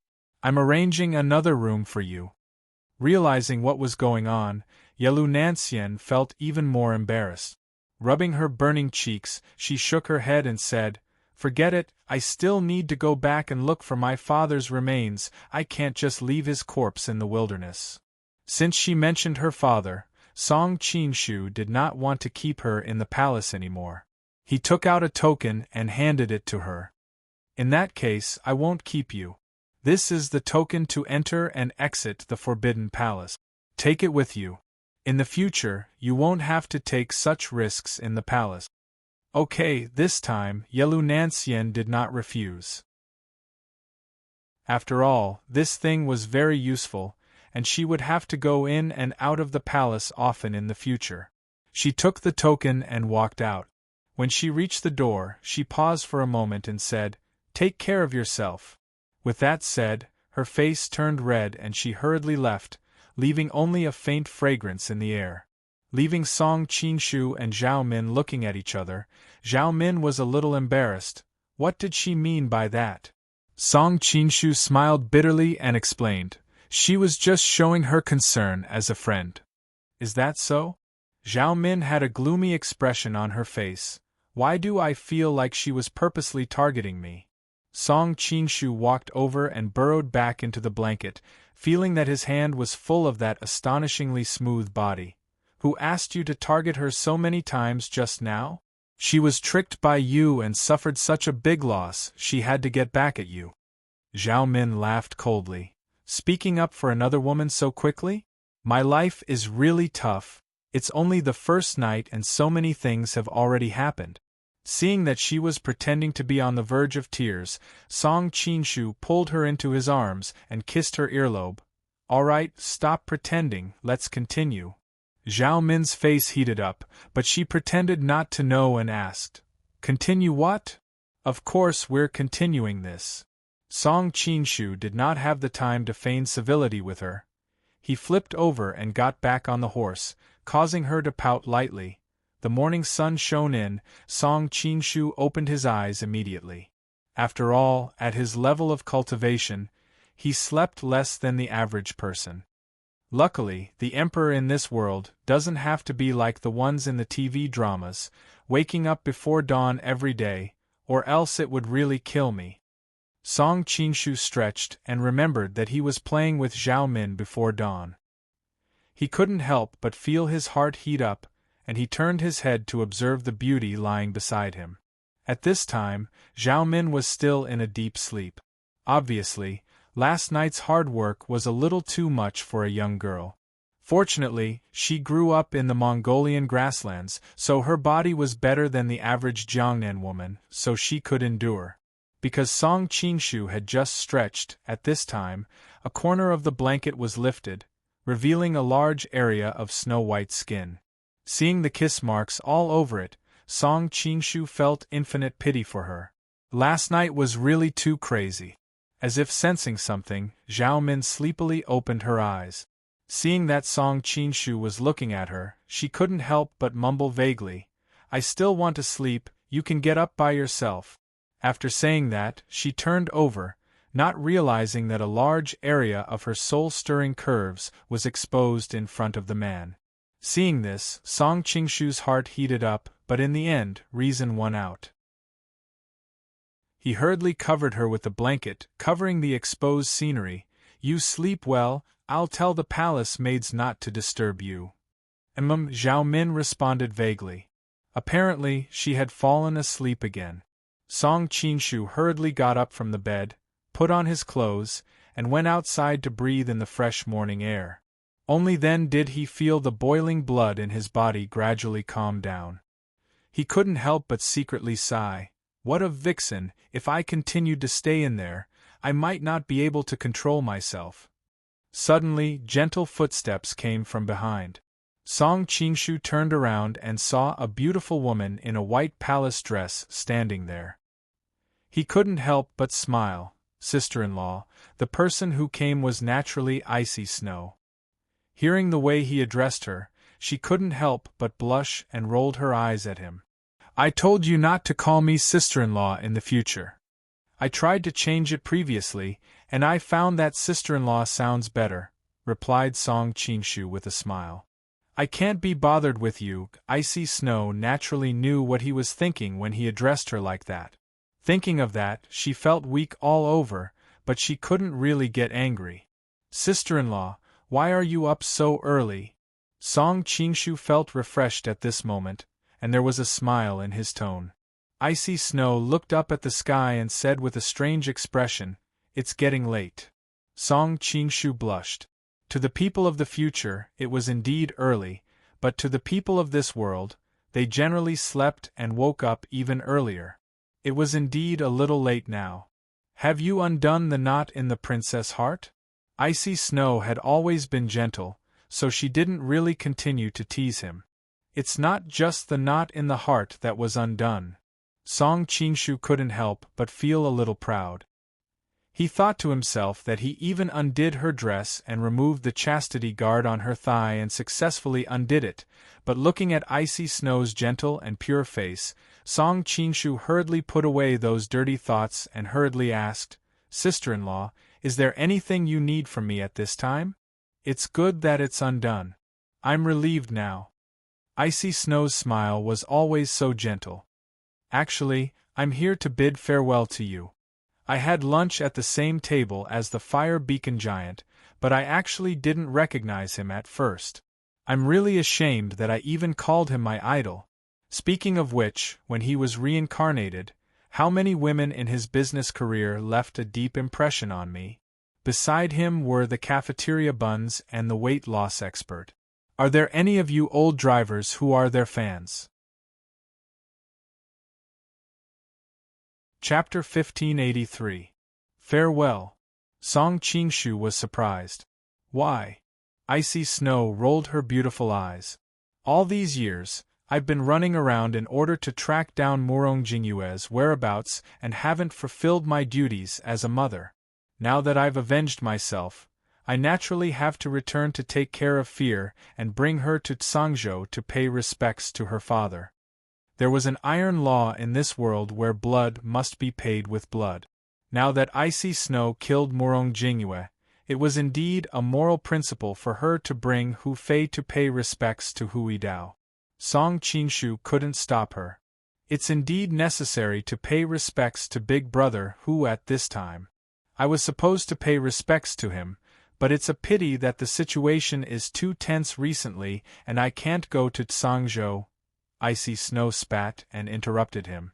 If you go too, Big Brother Hu will jump out and hack you to death. Even though she looked angry, her eyes were moving when she spoke, which made her look even more charming and charming. Song Qingshu smiled awkwardly. All right, when are you going to leave? Icy Snow revealed a faint smile. I'm here to bid farewell to you. I'll be leaving the palace in a while. Song Qingshu was really surprised this time. So soon? Otherwise, would I be waiting in the palace to watch you and Miss Zhao being affectionate? Icy Snow rolled her eyes at him and stretched out her jade-like palm. Give it to me. Give what to me? Song Qingshu couldn't help but be startled. Of course it's the icy moon saber. That's Big Brother Hu's relic.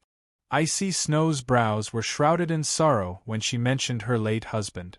To her surprise, Song Qingshu shook his head. No, the icy moon saber has to stay with me. Why? Do you want to covet Fear's moon saber? The gentle Icy Snow suddenly glared at him like a female leopard. Looking at her expression, he knew that she had misunderstood.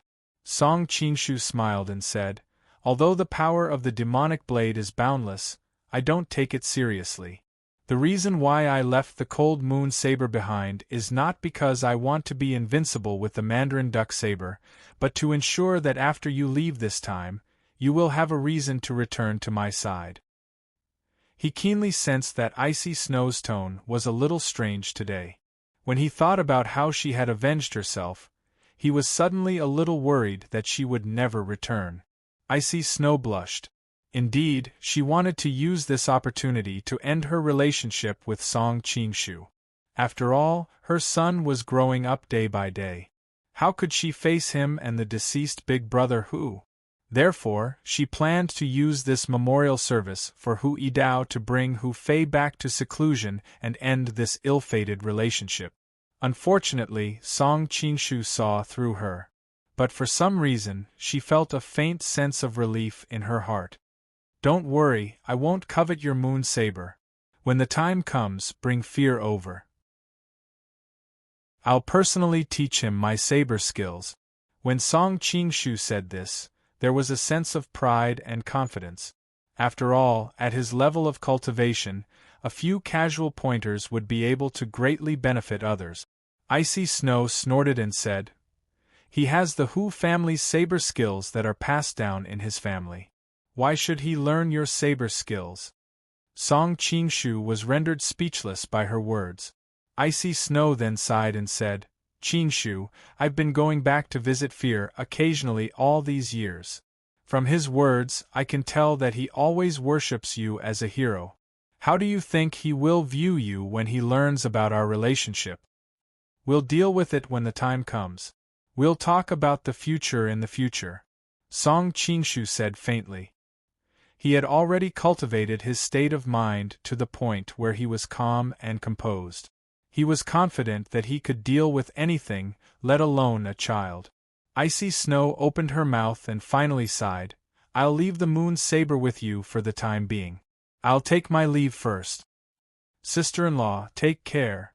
Song Qingshu didn't stop her this time. Instead, he solemnly bade farewell to her. Upon hearing the concern in his tone, Icy Snow felt a trace of warmth in her heart. She revealed a gentle smile and said, "You too. Don't let your guard down just because you're capable. After all, the palace is full of dangers. What if you're seen by others in the palace without a mask in broad daylight?" Song Qingshu enjoyed her doting tone and said in a cheerful voice, "Don't worry, sister-in-law. I've already ordered that no eunuchs or palace maids are allowed to approach this place. No one will notice. Besides, with my skills, I'll be able to react in advance if someone approaches." Then, all right. Icy Snow thought that he was right and stopped persuading him. The two of them looked at each other for a while. In the end, she couldn't withstand his burning gaze and fled.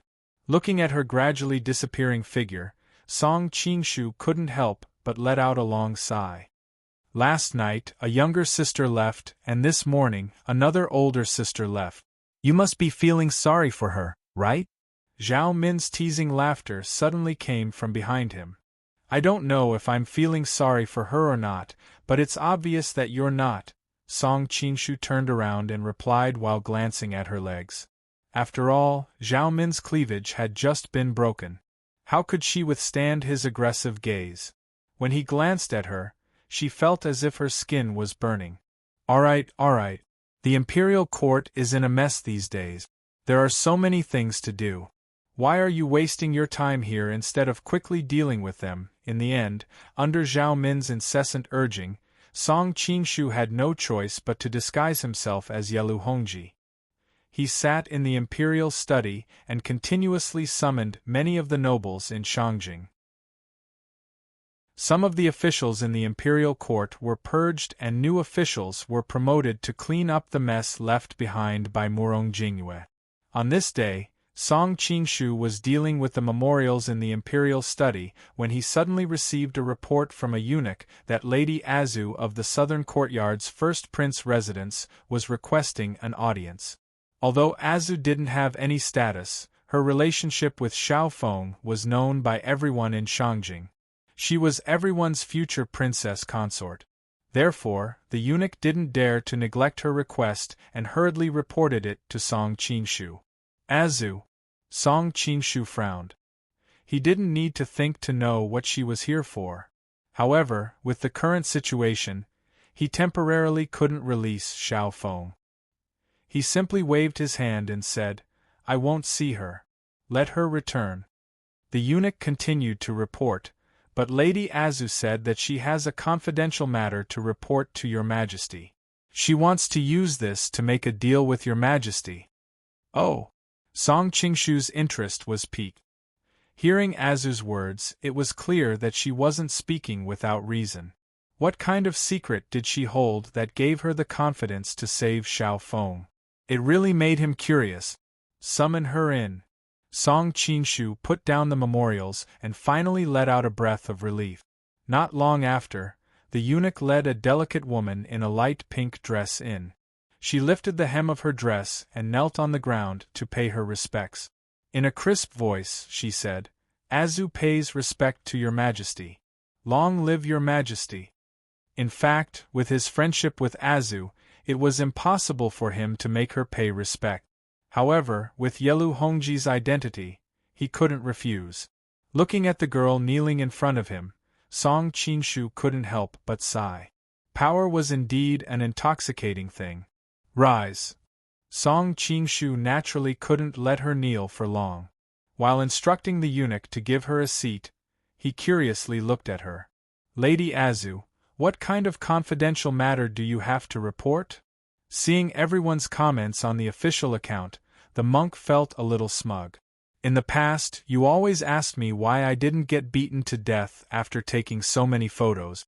I already told you that I looked at your face, but you didn't believe me. Now that you see the photos, you finally understand.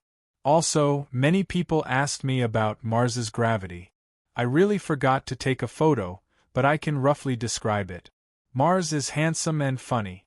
Today, while waiting for the plane, I seem to have been writing novels." Chapter 1584. Azu did not directly answer and looked at the surrounding Taijian and maids. She had an expression of wanting to speak but hesitating. Song Qingshu waved his hand in understanding, indicating for these people to leave first. Then he said with interest, "Gunyang Azu, can you speak now?" Azu showed hesitation.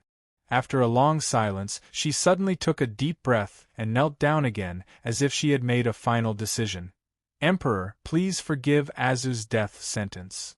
Song Qingshu's brows furrowed slightly. "What death sentence do you have to be forgiven? Quickly get up." "His Majesty doesn't forgive a Zhu's death sentence. A Zhu doesn't dare to get up." A Zhu still respectfully knelt on the ground, as if she had really done something wrong. "All right, Zhen will forgive you." Song Qingshu naturally knew that this was her way of retreating in order to advance. However, in order to know the secret in her mouth, he did not mind playing along with her. Azu finally raised her head but did not get up, reporting to Emperor, "This commoner girl wants to make a deal with Emperor." "Deal, you have guts." Song Qingshu did not comment and snorted faintly. Only then did a Zhu unhurriedly say, "Just now His Majesty promised to forgive my innocence." Song Qingshu also secretly admired a Zhu's calmness. It should be known that in this world, even a grown man may tremble in fear when he suddenly sees the Emperor, but she, a young girl, can calmly talk about conditions. It is really rare. "You are very calculative." Song Qingshu faked a cold snort. "What do you want to trade?" "I want to beg Emperor to let Xiao Dage go," Azu said crisply. Although her voice was soft, it was filled with determination. Song Qingshu thought that it was as he expected. "Xiao Feng has committed a great crime, you want to let him go? You're just a woman. What kind of bargaining chip can you offer?" A Zhu raised her smooth chin, her face in high spirits. "Is His Majesty's life enough?" Song Qingshu's eyes focused, and he suddenly sat up to stare at her. Azu did not show any fear as she stared back at him. After a long time, Song Qingshu disdainfully curled his lips. "If Azu Gunyang had Xiao Feng's skills, Zhen would still believe you. However, you are just a weak woman. What ability do you have to use Zhen's life as a bargaining chip?" Facing the other's cold tone, Azu unhurriedly explained, "I naturally do not have that ability, But what ability do you have to use Zhen's life as a bargaining chip? Song Qingshu frowned slightly. What you mean? Azu shook her head. If I say it clearly, I will not to use. As long as your majesty agrees to release Big Brother Shao after hearing everything, I will tell this existence that threatens your majesty's life. As the saying goes, a ruler does not go back on his word. I believe that as long as I confirm what I said, your majesty will not go back on his word. Song Qingshu was very curious about her bargaining chip. In fact, he already had a faint guess, but he needed to confirm it. As for agreeing to release Xiao Feng, negotiations were a game between two people of equal strength, and how could a sheep have the qualifications to sit at the same table as a lion? Seeing him agree, Azu let out a sigh of relief. She stood up and said, "This matter is confidential. In order to prevent eavesdropping, I ask that Emperor allow me to come closer to speak." Song Qingshu was startled, thinking that Azu was not planning on imitating Jing Ku to assassinate Qin. He couldn't help but smile and reply, "Okay, with his current cultivation, even if Azu wanted to plot against him, she would not be able to harm a single hair on his body." Song Qingshu was startled. He thought that Zhu was not planning to imitate Jing Ku to assassinate the Qin emperor, right? He could not help but give a faint smile as he answered, "All right, based on his current level of cultivation, even if Zhu wanted to plot against him, she would not be able to harm a single strand of his hair." Azu lifted the hem of her skirt and slowly walked over. When she came to his side, she bent down and whispered in his ear, "Reporting to Emperor, the last time I was summoned to the palace for a banquet, I accidentally discovered that the Empress seemed—" Song Qingshu's heart moved. What happened to the Empress? After waiting for a long time and not receiving a reply, Song Qingshu could not help but raise his head in curiosity. He found that Azu's mouth was wide open, her face full of shock. "What happened to you?" Song Qingshu frowned. "No. Nothing." A trace of panic flashed through Azu's eyes. She hurriedly stood up and said nervously, "I suddenly remembered that I have something to do at the Fu, so I will take my leave first. I hope that Emperor can forgive me."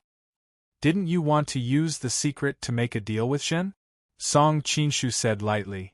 "I just mentioned the Empress. What happened to the Empress?" "No. I just wanted to say that the Empress is very beautiful." Azu unconsciously retreated. Even though she pretended to be calm, her panicked words and incoherent answers deeply betrayed her current chaotic mood. After answering, Azu lowered her head and wanted to walk out. However, when she reached the door, she suddenly saw a corner of the dragon robe in front of her and had to stop. "Does Emperor have any other orders?" Acutely feeling the trembling in her voice, he could even feel that her body was involuntarily trembling under her dress. Song Qingshu's voice became even more indifferent. "Are you very afraid?" "No. I'm not afraid," Azu quickly responded. It was a pity that even a 3-year-old child would not believe her with her current words and expression. In reality, Azu was not someone who could not maintain her composure. It was a pity that she had suddenly discovered a secret that could shock the world. No matter how calm she was, she could not act as if nothing had happened. "Not afraid, but I can feel that your body is trembling?" As Song Qingshu spoke, he lifted a strand of hair from her temple. "Look, even your hair is trembling.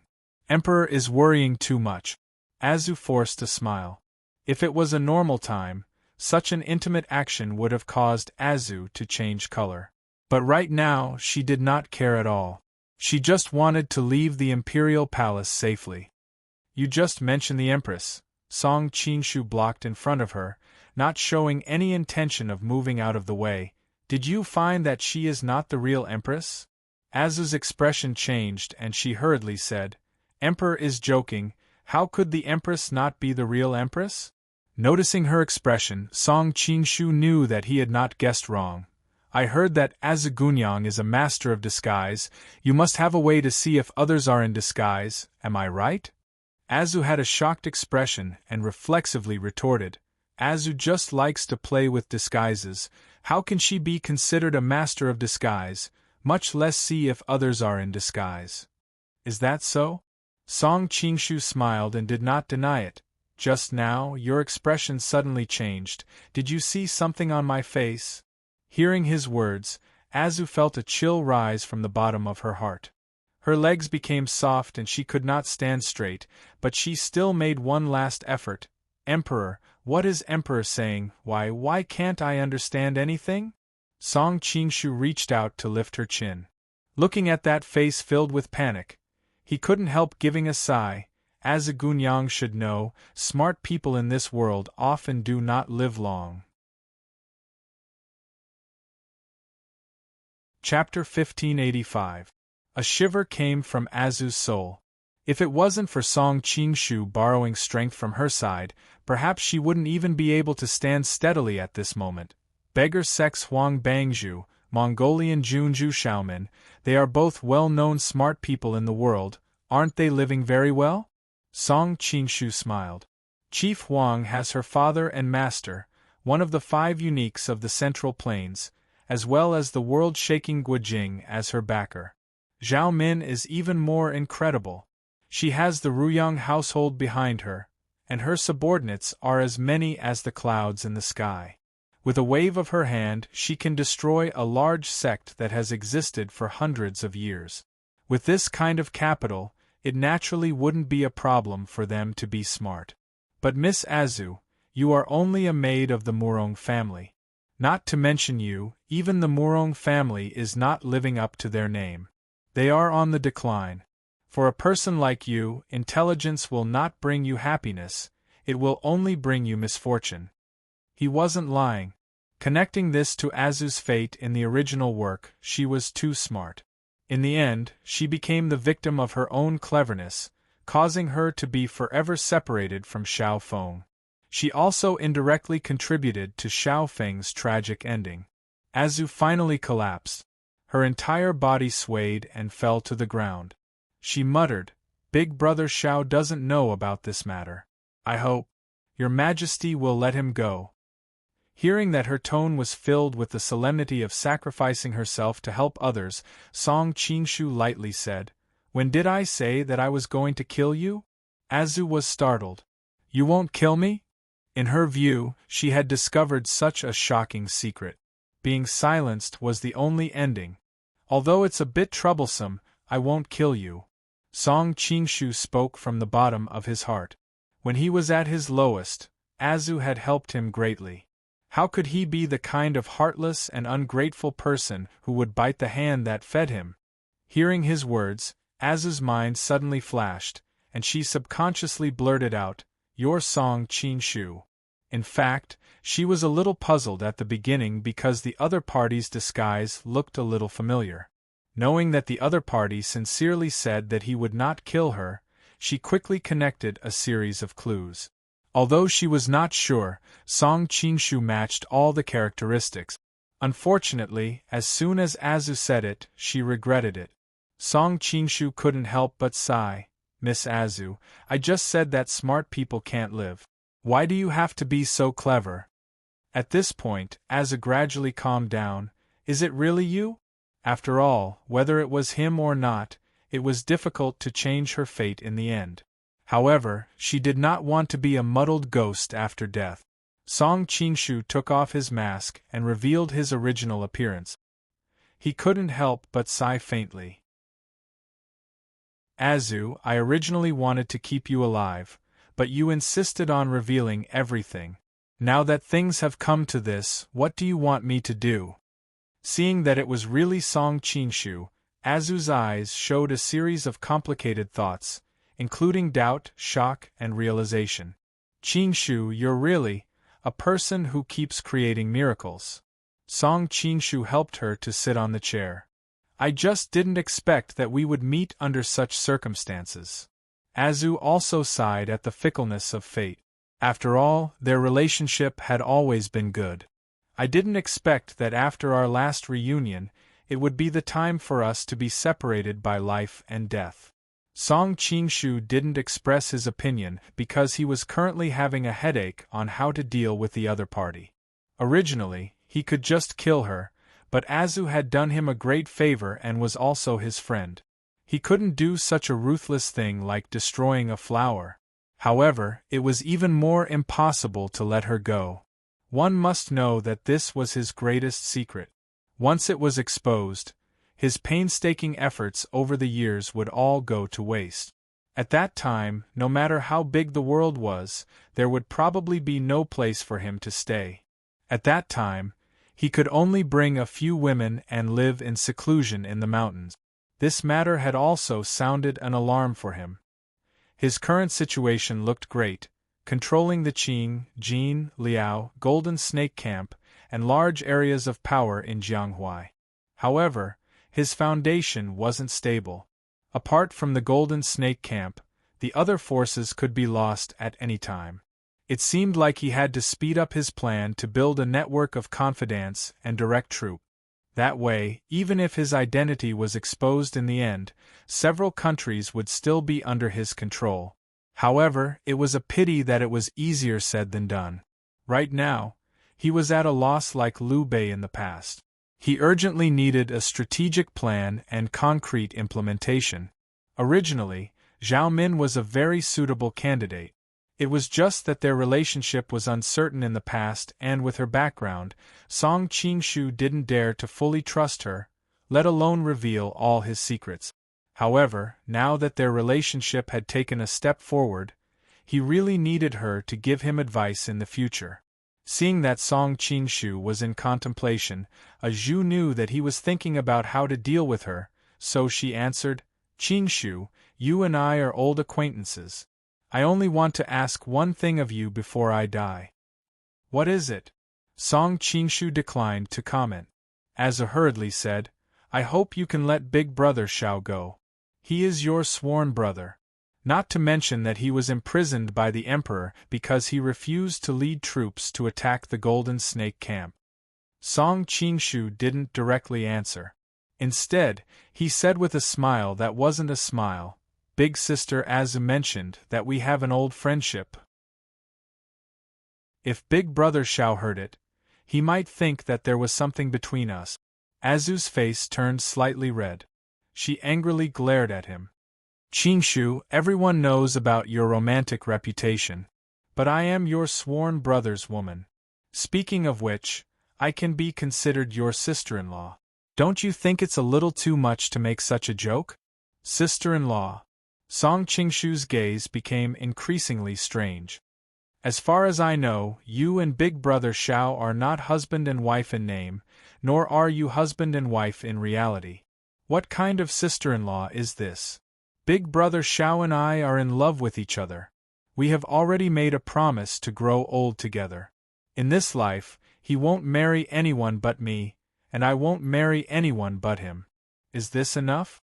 Azu's tone was calm and firm. It was obvious that she had incomparable confidence in this relationship. "Being my sister-in-law is not a wise choice." Song Qingshu gave her a meaningful look, causing Azu's heart to jump. She inexplicably panicked. "All right, I won't kill you." Song Qingshu withdrew his gaze. "But I need you to do something for me." "What is it?" Hearing his words, Azu's hope of rebirth was ignited. After all, no one wanted to die.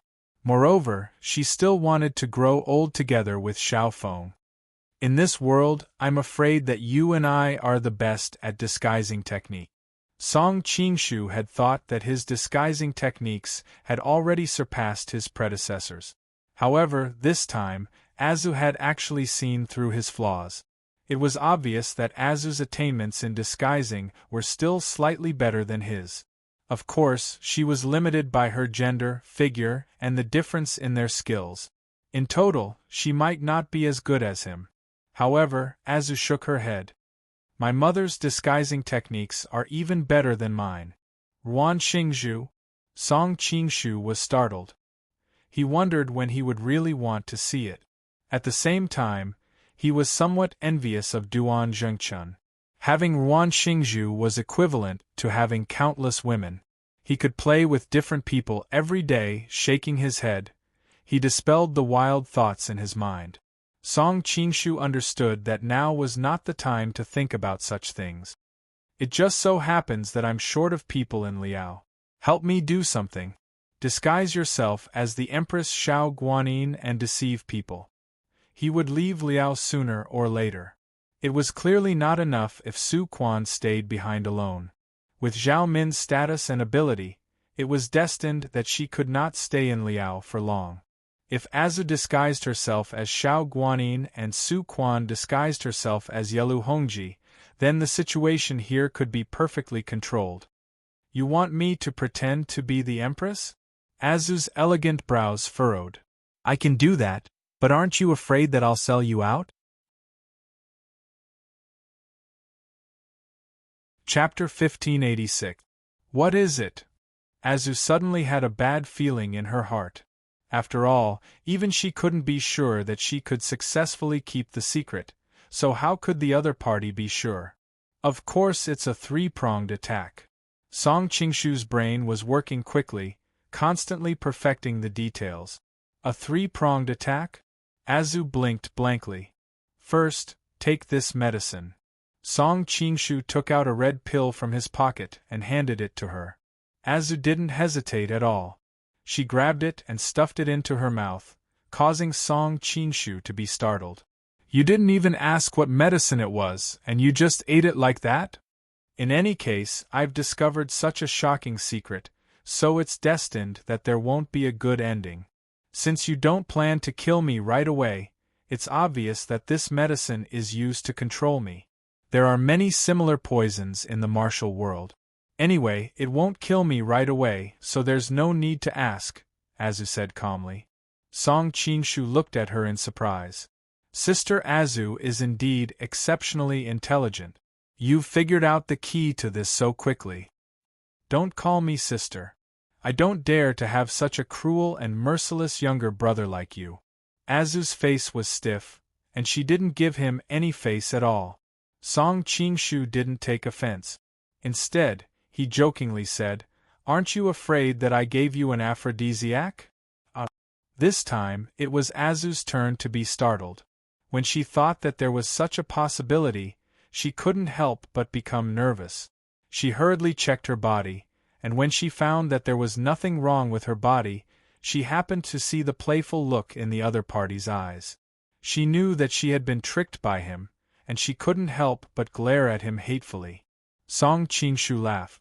Obviously, he had a great sense of accomplishment playing a little trick on her.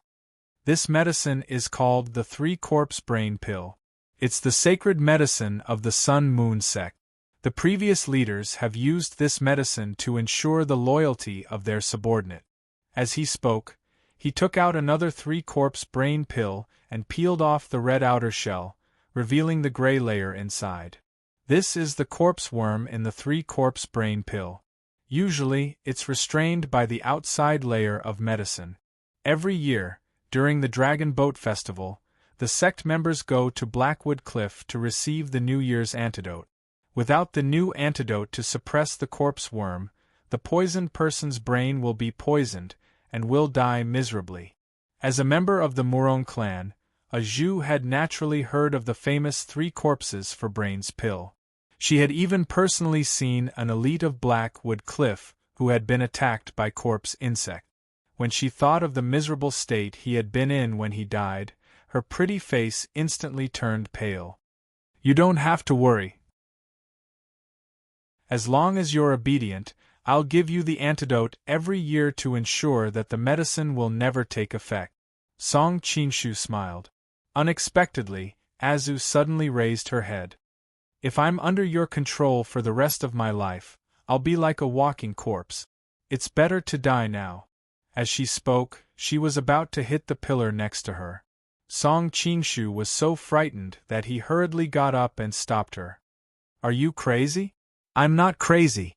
It's better to die than to live like this. Azu shook off his hand and said in an indifferent tone. Song Qingshu frowned. He knew that if he didn't rekindle her hope of living, things would be troublesome. I don't want to control you for the rest of your life. As long as you work for me for 3 years. No, 2 years at most. When I've arranged everything, you can retire with success. I'll also completely detoxify the poison in your body. There was finally a trace of fluctuation in Azu's eyes, but her lips were still tightly closed and she didn't speak. Song Qingshu had to continue to add more information. Don't forget that your brother Zhao's life is still in my hands. As long as you make a slight move, his life will be in danger. He's your sworn brother. Azu bit her lips and raised her head to glare at him fiercely. If he wasn't my sworn brother, how could he still live until now? Song Qingshu snorted. I'm not living for myself alone. I'm still shouldering the responsibility of too many people. I can't let more people be implicated because of a momentary sense of loyalty. You make it sound so dignified, but it's all for your own ambition. Azu said indignantly. Song Qingshu didn't defend himself. He said lightly, whatever you say. Not only is your brother Zhao's life in my hands, but also your sister, Zi, and your parents' lives are in my hands.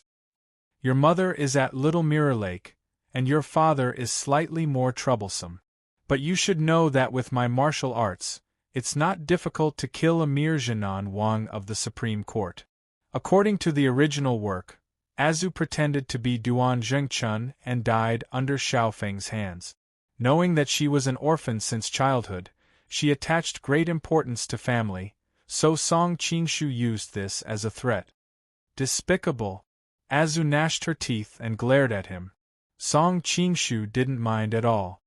Despicable and noble are not suitable to be used to judge a politician. Azu bit her lip and calmed her agitated mood. All right, what else do you want me to promise?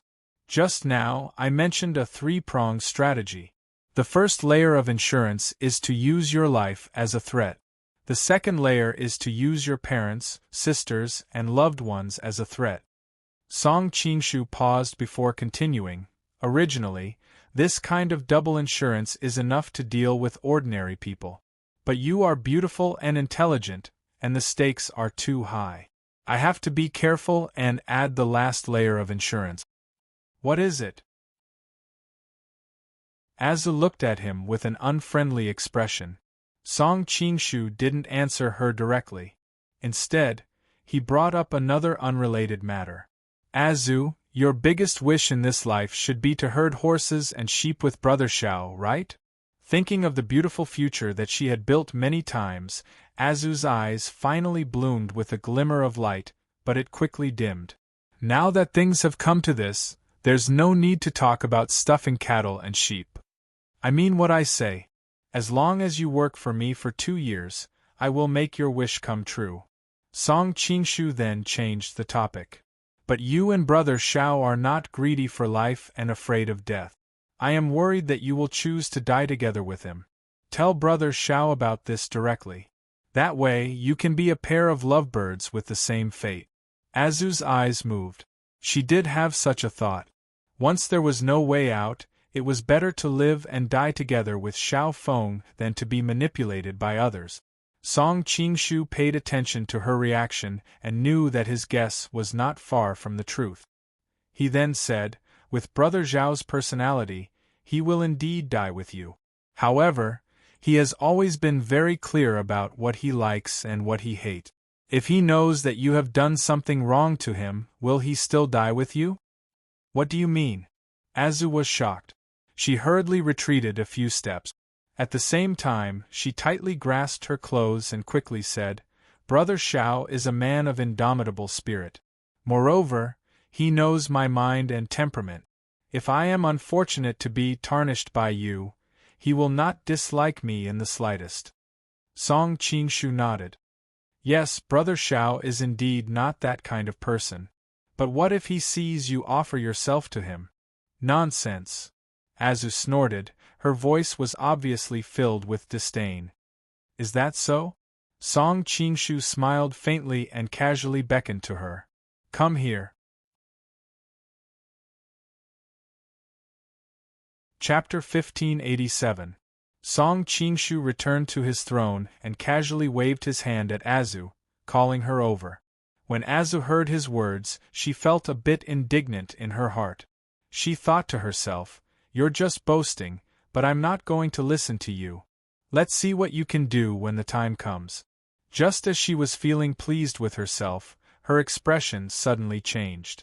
This was because she found that her body was not under her control, and she actually involuntarily walked towards the other person. "What's going on?" Azu opened her mouth, but shockingly found that she could not speak. Even though her heart was resisting with all her might, she still unconsciously walked to Song Qingshu's side. Song Qingshu nodded his head, as if he was very satisfied with her reaction. He then patted his thigh. "Sit up." Azu's face instantly flushed red. She and Xiao Feng loved each other, and had already made a promise to grow old together. How could she sit in another man's embrace? Unfortunately, her body was still not under her control, and she actually sat on top of him. What kind of sorcery is this? Azu was greatly shocked, and for a moment, the embarrassment of sitting in another man's embrace was washed away.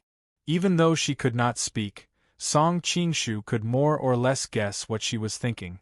While feeling her soft and elastic body, he explained, "You are from the Murong family, so you should know that there is a soul-shifting technique in the Nine Sutra that can control a person's mind. Right now, you are under my soul-shifting technique." After explaining, Song Qingshu added another sentence.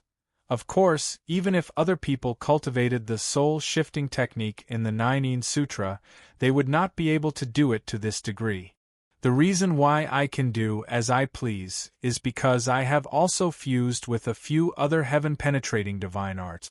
So you can be at ease if you meet other practitioners of the Nine Sutra in the future. I'm afraid it will be very difficult for them to control you like this. If it was possible, Azu really wanted to slap his face. How can I be at ease in this kind of situation? No matter how much I said just now, I'm afraid that in your heart, you would not agree, so I can only let you see it with your own eyes. Song Qingshu faintly smiled, and his eyes became as deep as the bright starry sky. Strip. Azu was startled at first. She was shocked to find that her hands had begun to unbutton her clothes. This time, she was scared out of her wits.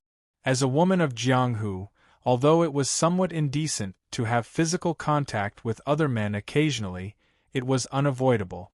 However, once her body was exposed in front of another man, it was no different from losing her chastity. Unfortunately, no matter how much she prayed, no matter how much she resisted in her heart, she could not stop her hands. Azu had always prided herself on her dexterity, but at this moment, she wished that she could chop off her own hands with a knife. Unfortunately, no knife appeared, and no one could hear her begging. Her fingers were slender and nimble, undoing the buttons on her dress one by one. Every time a button was undone, her heart would break a little more. Even though she wasn't an official Wangfei, the southern courtyard's King's Fu treated her as a true Wangfei. Her food and clothing were all the standards of a Wangfei. The dress she was wearing right now was made of the highest quality silk. In order to be comfortable, it was thin and smooth, which was its greatest characteristic. Without the restraints of the buttons and belt, the silk dress quickly slid down her tender skin, revealing skin whiter than snow. It formed a sharp contrast with the bright red undergarment. The women of Jiangnan's rivers are gentler than water. Song Qingshu couldn't help but praise. At this time, Azu's face was covered in tears. Her eyes were 3 parts embarrassed, 3 parts hateful, and at the same time, 3 parts begging as she looked at the other. Song Qingshu knew what she was begging for, but he was still unmoved. Continue. Azu's heart finally sank to the bottom, but she couldn't stop her hands from moving toward the thin silk. She could only bite her lips desperately, trying to use the pain to wake herself up. Looking at the faint traces of blood seeping from her lips, Song Qingshu shook his head. This won't do. What if you hurt your body later? As he said this, He stretched out a finger and touched her body, sending a wisp of joyful vital energy into her body. The vital energy of joyful was really overbearing. Once it entered her body, Azu felt that the depths of her soul was no longer so cold. It was as if there was a surge of heat. It was so hot that she wanted to get rid of the restraints on her body, so that her current behavior didn't seem so unacceptable. Finally, the last bit of obstruction left her. Azu's mind was blank. Before it happened, she was filled with fear and resistance. But now that it was happening, she felt that it wasn't as hard to accept as she had imagined. At this moment, she felt a sense of relief. Song Qingshu carefully looked at the beauty in front of him, and couldn't help but sigh. As expected of sisters, even their physical characteristics are so similar. At this time, Azu's mind was filled with all kinds of complicated emotions, but most of them were embarrassment and fear. She didn't notice the subtext in his words. Obviously, Song Qingshu didn't give her time to breathe. He stretched out his hand and snapped his fingers. Come, sit up and move yourself. Although Azu was a young girl, she could understand what he meant. She couldn't help but feel ashamed and resentful. Unfortunately, she couldn't control herself. Then, the trembling heat in her soul gradually dissolved her embarrassment, causing her to sway and her eyes to become blurred. Song Qingshu's fingers gently slid across her skin, and another wisp of cooling vital qi entered her body. Seeing that the time to dissolve the joy vital qi was almost up, he snapped his fingers again and released her restriction. All right, you're free now. Azu's eyes were still blurred. She was stunned for a moment before she finally reacted. She let out a scream and pushed him away. Unfortunately, her body was already weak and she couldn't stand steadily. She instantly fell to the ground. Song Qingshu came to her side and squatted down. Why are you so agitated? I didn't do anything to you. Azu wanted to cry but had no tears. She looked at his naked body and thought to herself, You said you didn't do anything to me? His gaze was so intense that she hurriedly curled up and tried to cover her body. Unfortunately, her hands were only so big. What she could cover was just a cup of water on a burning cart of firewood. Song Qingshu casually touched her thigh and then showed his hand in front of her. He calmly said, Now do you believe that I can make you take the initiative to throw yourself into my arms? I believe you. Even though it was a little humiliating, Azu had no choice but to admit it. She didn't want to be tormented by him again. If you disregard your own life, and even disregard your familial ties, I will let Xiao Feng see with his own eyes how you take the initiative to throw yourself into my arms. At that time, you should understand how he will look at you even without me saying it. Song Qingshu calmly looked at her. Azu bit her lips. When she thought of that scene, the most precious thing in her life would suddenly collapse. She immediately shuddered. You really are a demon. Song Qingshu picked up a blanket and gently wrapped it around her body. Miss Azu, I am indebted to you, so I won't kill you. However, this matter is of great importance. I can only do this. I hope you can understand. Hearing his words, Azu couldn't help but laugh out of extreme anger. She thought to herself, How do you expect me to understand such a matter? However, she didn't dare to show it. After all, she was extremely fortunate that she hadn't truly lost her innocence. If she angered him, she couldn't guarantee that she would encounter something even more terrifying. Chapter 1588. Azu fell into silence as she silently put on her clothes. After a long time, she replied in a hoarse voice, Okay, I promise you. Song Qingshu hesitated and added, Azu, I know you hate me now. You won't be able to forgive me even if I explain too much, so I won't explain. You can stay in the palace for this period of time and familiarize yourself with what you have to do next. After Azu put on her clothes, she said lightly, Actually, I also know that if I hadn't helped you in the past, you wouldn't have had to go through so much trouble. You could have just killed me. Song Qingshu looked at her in surprise. He didn't expect that she would have this kind of reaction. She was indeed the considerate Azu in the original work. But to be so considerate to this extent, it was too strange. As expected, Azu immediately said, "But don't expect me to thank you and forgive you. I won't in this lifetime." Song Qingshu was instantly relieved. This was the reaction he should have. "Azu, you should be thinking about your brother Xiao. It's easy to fall in love with another man if you remember him for a lifetime." Azu bit her lip and looked at him deeply. "Your flirting skills are useless on me." Song Qingshu smiled slightly and said carelessly, "You are brother Zhao's woman. I didn't think about flirting with you." Azu's breathing stopped. She thought, "You didn't just flirt with me. You flirted with my thigh there." But this was clearly not the time to argue with him about this kind of thing. She could only say with a straight face, "Can I leave now?" "Of course." "Someone, bring Miss Azu to find a room to rest." Before Song Qingshu could finish, he was interrupted by Azu. "Don't let me stay in the palace publicly," Azu said nervously. In previous dynasties, when the female relatives of foreign officials stayed in the palace, it would cause a great uproar. Only now did Song Qingshu realize that Yelu Hongji had already imprisoned the king of the southern courtyard. If the officials of the court found out that he was openly staying the southern courtyard's Wang Fei overnight in the imperial palace, all kinds of speculations would fly out. Even if there was nothing between the two of them, in the eyes of outsiders, Azu would have already lost her chastity to the emperor. "Sister Azu is really thoughtful," Song Qingshu said happily. "You're older than me. Why are you calling me sister?" Azu sneered. Normally, it was not strange to hear him call her sister. After all, she had helped him before.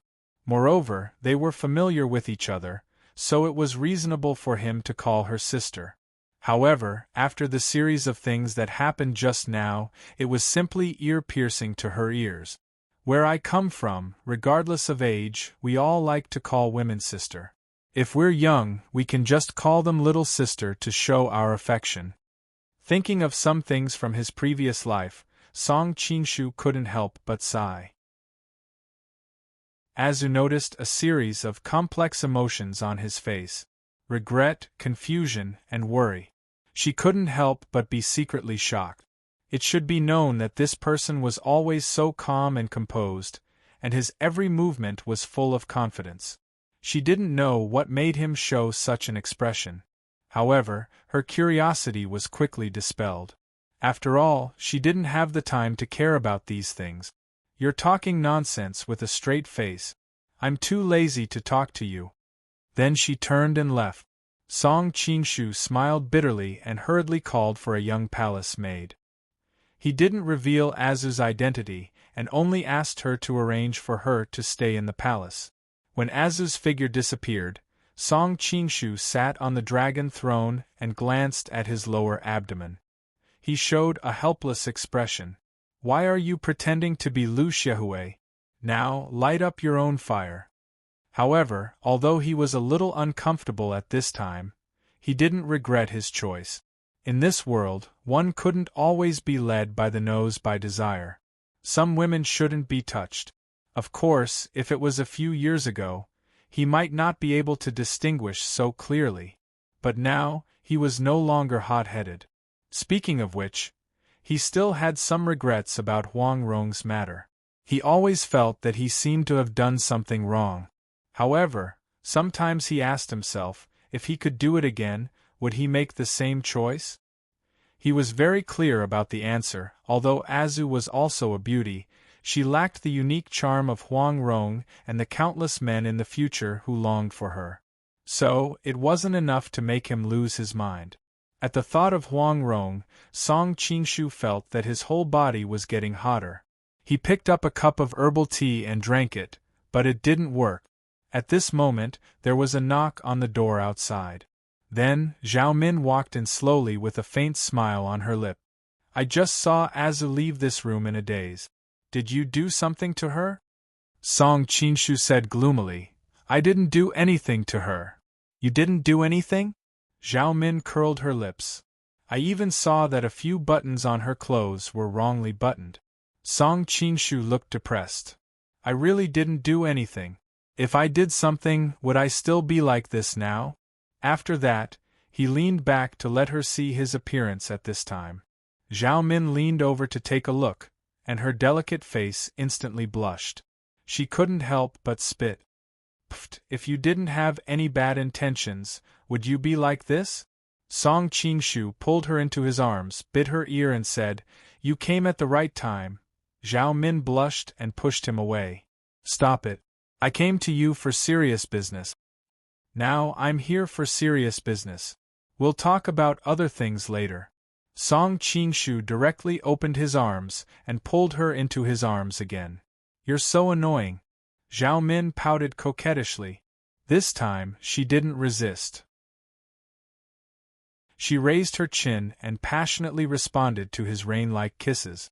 The young girl enjoyed the feeling very much. She even took the initiative to lead Song Qingshu's hand into her lapel. Song Qingshu took the opportunity to peel her clothes away from her shoulders. Even though it wasn't his first time looking at her, he still couldn't help but feel his breathing quicken when he saw her slender and delicate collarbone, round and fair shoulders, and the magnificent expanse of her chest. A large part of her skin was exposed to the air. Zhao Min's body couldn't help but tremble. A layer of fine goosebumps appeared on her delicate skin. "I'm cold." "You'll be cold soon," Song Qingshu said softly in her ear. After that, he pulled her into his arms and used his true qi to wrap the beauty in his arms. Zhao Min suddenly felt warm all over. It was as if she was next to a warm sun. She couldn't help but moan in comfort. However, she didn't realize how tempting it was to let out such a coquettish sound in her current state. It was like a charging horn. Song Qingshu couldn't help but hug her slender waist tightly.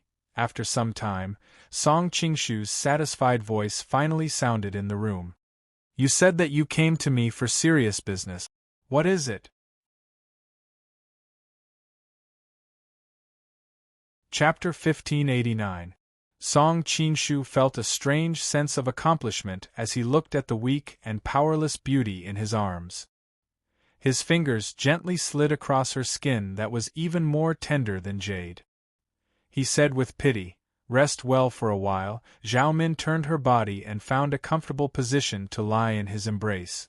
She rested for a moment like a cat, and only when she felt her soul return to her body did she say in a slightly lazy manner, "Weren't you always having a headache about how to deal with Xiao Feng? I've thought about it carefully, and I've vaguely thought of a way." "What plan?" Song Qingshu was overjoyed. The arrival of Azu had given him a headache about how to deal with Xiao Feng. He couldn't kill him, but he couldn't let him go either. With Zhao Min's intelligence, since she had thought of a plan, it must be a good plan that could satisfy both sides. "Song Qingshu, do you know Ma Chao from the Three Kingdoms period?" Zhao Min curled up in Song Qingshu's arms like a little girl. The crisp sound of Song Qingshu's name made one's body and bones go limp. "Ma Chao from Western Liang. Of course I know," Song Qingshu said as he reached out to explore her chest. Even though it wasn't the first time he had touched it, he was still shocked by the turbulence. He couldn't help but sigh at how nutritious it was to drink milk and eat meat from a young age. "We're talking about serious matters, stop fooling around." Zhao Min's heart trembled at his actions. She rolled her eyes at him coquettishly and said, "We can imitate Imperial Uncle Lu and use Ma Chao's method to deal with Xiao Feng." "What do you mean?" Song Qingshu also became serious when they talked about serious matters. "Use his name but not his reality," Zhao Min said slowly. Her eyes flashed with wisdom. "Use his name but not his reality." Song Qingshu muttered to himself. He seemed to have understood something. Zhao Min continued to explain. Ma Chao had a godlike reputation in Western Liang. He later forced Cao Cao to cut off his beard and cast off his robe. His family had been a family of generals for generations. In terms of official rank and nobility, he was on par with Liu Bei at that time. In addition, he was once an overlord. It was a headache to sincerely subdue him without suffering a backlash. However, this didn't trouble Liu Bei. On the surface, he placed Ma Chao at the head of the generals and gave him a high title and official position. However, he was different from Guan Yu, Zhang Fei of Brazil, and Wei Yan of Hanzhong. Ma Chao's position as Liangzhou was only a nominal position. After all, Liangzhou was under Wei's control.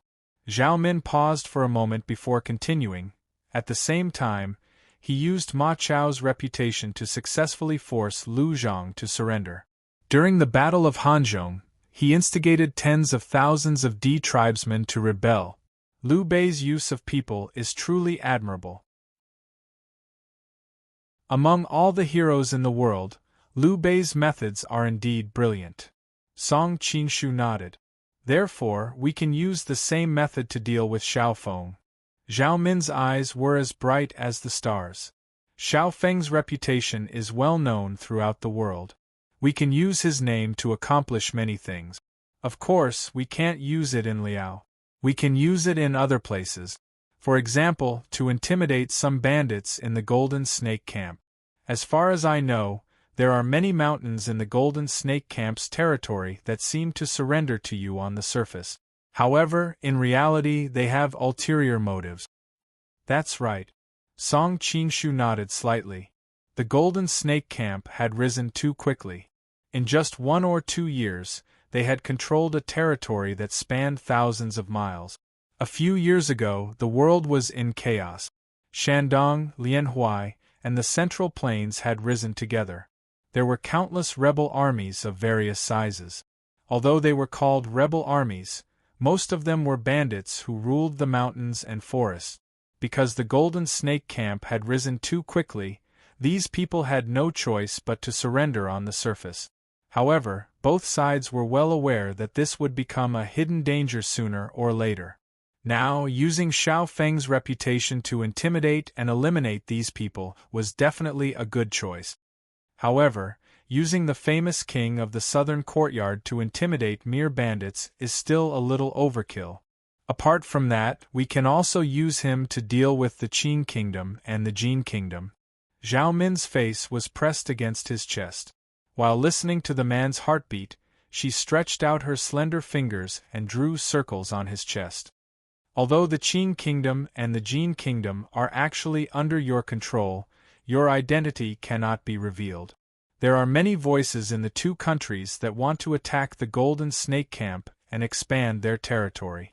Now that Xiao Feng is in charge, we can use him to dispel these people's thoughts so that you don't have to worry about these things. That's great. Min Min, you really are my good wife. Song Qinshu was overjoyed. Although he was the emperor of the 2 countries, the decisions of the entire country did not change according to his will alone. There were many ministers in the 2 countries who had ideas about attacking the Golden Snake Camp, but he had thought of ways to stop them. However, it was also troublesome to constantly deal with them. Now that the famous Xiao Feng was in charge, coupled with the internal and external troubles of the Jin and the Qin kingdom, it was already enough to shut those people's mouths. Actually, it will be more useful to use him to intimidate Liao in the future. Zhao Min pursed her lips and smiled. However, based on King Zhao's temperament, he most likely won't help you attack his own people and country. Indeed, but this is already enough. Song Qinshu nodded. Suddenly realizing something, he could not help but frown. But Big Brother Xiao is a dragon among men. Once he is released, he will be like a hidden dragon entering the abyss. It is also impossible for me to use Azu to threaten him. How to ensure that he will act according to our wishes in the future is a very big problem. He was worried that after he released Xiao Feng, he would return to the mountains and live in seclusion or wander the world. That would really be a great loss. This is not difficult to solve. Zhao Min seemed to have already considered this aspect. When the time comes, don't release him using the identity of Yelu Hongji. Instead, use the identity of Song Qinshu to break out of prison and rescue him to the Golden Snake Camp. In this way, he won't be able to return to Liao. At the same time, he has received your kindness. Based on his temperament, he will not be able to leave calmly. He will certainly take the kindness before leaving. Then, you can use your emotions to persuade him to stay and help you for 2 years. But of course, we have to balance it out. Zhao Min thought for a moment and came up with a plan. Isn't Z one of your people? She and Azu are biological sisters. Their appearances are 80 to 90% similar. The reason why it is easy to distinguish them is that one is born in Jiangnan, gentle and considerate, while the other is born in the path of diabolism, ruthless, arrogant and rude. This causes their temperaments to be very different. If Z changes into Azu's clothes and pretends to be Azu's character, she can pretend to be Azu and stay by Xiao Feng's side as an informant. At the same time, she can also subtly influence Xiao Feng's decision. Isn't this the best solution? Let Z pretend to be Azu. Song Qingshu's heart was moved. He had never thought of this before. But after being reminded by Zhao Min, he suddenly realized that this was a very good idea. After all, he could not make the real Azu do anything against Xiao Feng, but Z could. The current Z and Xiao Feng did not have much of a relationship, so she was not the Z who was dead set on Xiao Feng in the original work. And you don't have to worry. Xiao Feng is recognized as a gentleman. Unless he is married, he will definitely not have any improper behavior towards the women around him. Seeing that Song Qingshu was deep in thought, Zhao Min smiled and explained, "Anyway, you should release Azu in 2 years. When that time comes, you can secretly swap Z back. Of course, I believe in Xiao Feng's character. I am worried that Z, with her fierce and arrogant temperament, can successfully pretend to be the kind and considerate Azu." In the original work, Xiao Feng and Azu had already agreed to grow old together. Before Azu died, she asked him to take off her clothes and look at the words tattooed on her shoulder. At first, he avoided it. Such a gentleman really did not have to worry about anything. Don't worry, women are born to act. Zhao Min pursed her lips and smiled, as if talking about herself. Her eyes were like crescent moons, and she was as sly as a little fox. Chapter 1590. Then, are you also acting in front of me? Song Qingshu put his hands under her armpits, lifting her up and placing her in his arms, sitting opposite him. He looked at her expression in annoyance. Being carried like a little girl by the other party, Zhao Min's heart trembled. At this moment, she felt the masculinity of the man. Women seem to have no resistance in front of a man. Haha, how can I lose my body in an act? Song Qingshu laughed. That's hard to say. What if it's a honey trap? I love to fall for honey traps the most. Zhao Min took the opportunity to hook her arms around his neck and pouted. You're still thinking about other women while hugging me. I'm going to be jealous. Song Qingshu felt his whole body go limp from her coquettish ravings. He said with a smile, with your intelligence and wisdom, no matter how many women you have, how could they be your match? For example, Yelu Nansien and Azi, you only needed a few words to send them away. You even sold them off and made them count the money for you. Zhao Min giggled. Why are men so smart? Besides, didn't you agree? Song Qingshu's face was gloomy. I'm wondering if one day Zhiruo and the others will also be sold off by you. Don't worry, that little sister Zhiruo of yours looks as pure as a white rabbit on the surface, but in reality, she's as cunning as a ghost. It's good enough that she didn't sell me off. Zhao Min snorted, obviously holding a great grudge against Zhou Zhiruo. Song Qingshu's face darkened, knowing that these two women loved and hated each other. They would probably be entangled for the rest of their lives. He decisively changed the topic. All right, it's about time to cure you of the 3-corpse brain god pill. So soon? Zhao Min's expression changed. Her previously relaxed expression instantly became nervous. Song Qingshu gently stroked her hair. You don't have to worry. I've already familiarized myself with your body these past few days. I know every inch of your skin and meridians. There shouldn't be any problems. You're so annoying. Hearing that he was familiar with her from inside out, Zhao Min's pale face couldn't help but blush, and she regained some of her usual beauty. Then let's start now. Song Qingshu reached out his hand to support her slender waist. He had already begun to silently circulate the true qi in his body. That's it? Zhao Min asked in surprise. Isn't this a good position? Are you planning to go to bed? Song Qingshu said with a smile. Zhao Min blushed and hurriedly shook her head. Let's do it here. Do I need to do anything to cooperate with you?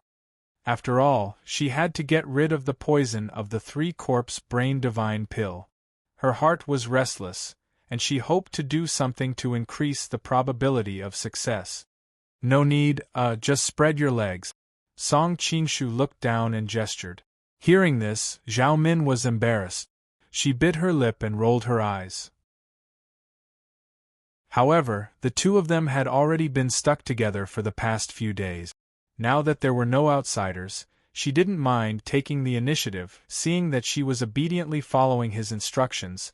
The corners of Song Qingshu's mouth curled into a proud smile. He lifted her up with one hand and supported her slender waist with the other. Just as he was about to step onto the ground, Zhao Min suddenly stopped him. Wait a minute. Song Qingshu was stunned. Zhao Min directly moved forward and gave him an incomparably lingering kiss. Song Qingshu, I love you. I have no regrets in this life. Only then did Song Qingshu understand that she was worried that the detoxification would fail this time, so she left her last words in advance. Waves of pity welled up in Song Qingshu's heart. As he helped her tidy up her messy hair, he gently said, No regrets in this life. Doesn't that mean that you will regret it in your next life? Zhao Min was indeed distracted. She knew that he was teasing her, but when she thought about the possibility that they would be separated by heaven and earth, she couldn't help but reply with deep love, No regrets in this life. Feeling the deep love in her words, Song Qingshu solemnly said, I will definitely cure you. Then, the two of their bodies joined together. Although Zhao Min's cheeks soon blushed, and her eyes became misty, Song Qingshu did not have any distractions. He calmed himself down and transferred his jinqi into her body. If he wanted to get rid of the worm hidden in her brain, he first had to turn her body into his. Obviously, it was not enough to just merge with her body. He also had to follow the path of the Taishan Sutra to open up some of the hidden acupoints in Zhao Min's body. Only then could he follow the path of the Taishan Sutra and use the jinqi in her body. Zhao Min knew that he could not be disturbed at this moment. However, his jinqi was flowing in her body, causing her to tremble from the depths of her soul. She was also sweating, but she still gritted her teeth and endured it, so that she would not make any noise and disturb him. In the end, she even felt that her body was about to collapse. Her whole body could not help but tremble. If it were not for his strong arms holding her tightly, she would have collapsed on the ground. You don't have to endure it. With my current cultivation and concentration, the sound of the outside world cannot affect me. At this moment, the two of them were so intimate. Song Qingshu was sensitive enough to notice the abnormality in her body. He quickly guessed what she was thinking, and hurriedly reminded her. Hearing his words, Zhao Min felt as if she had been freed.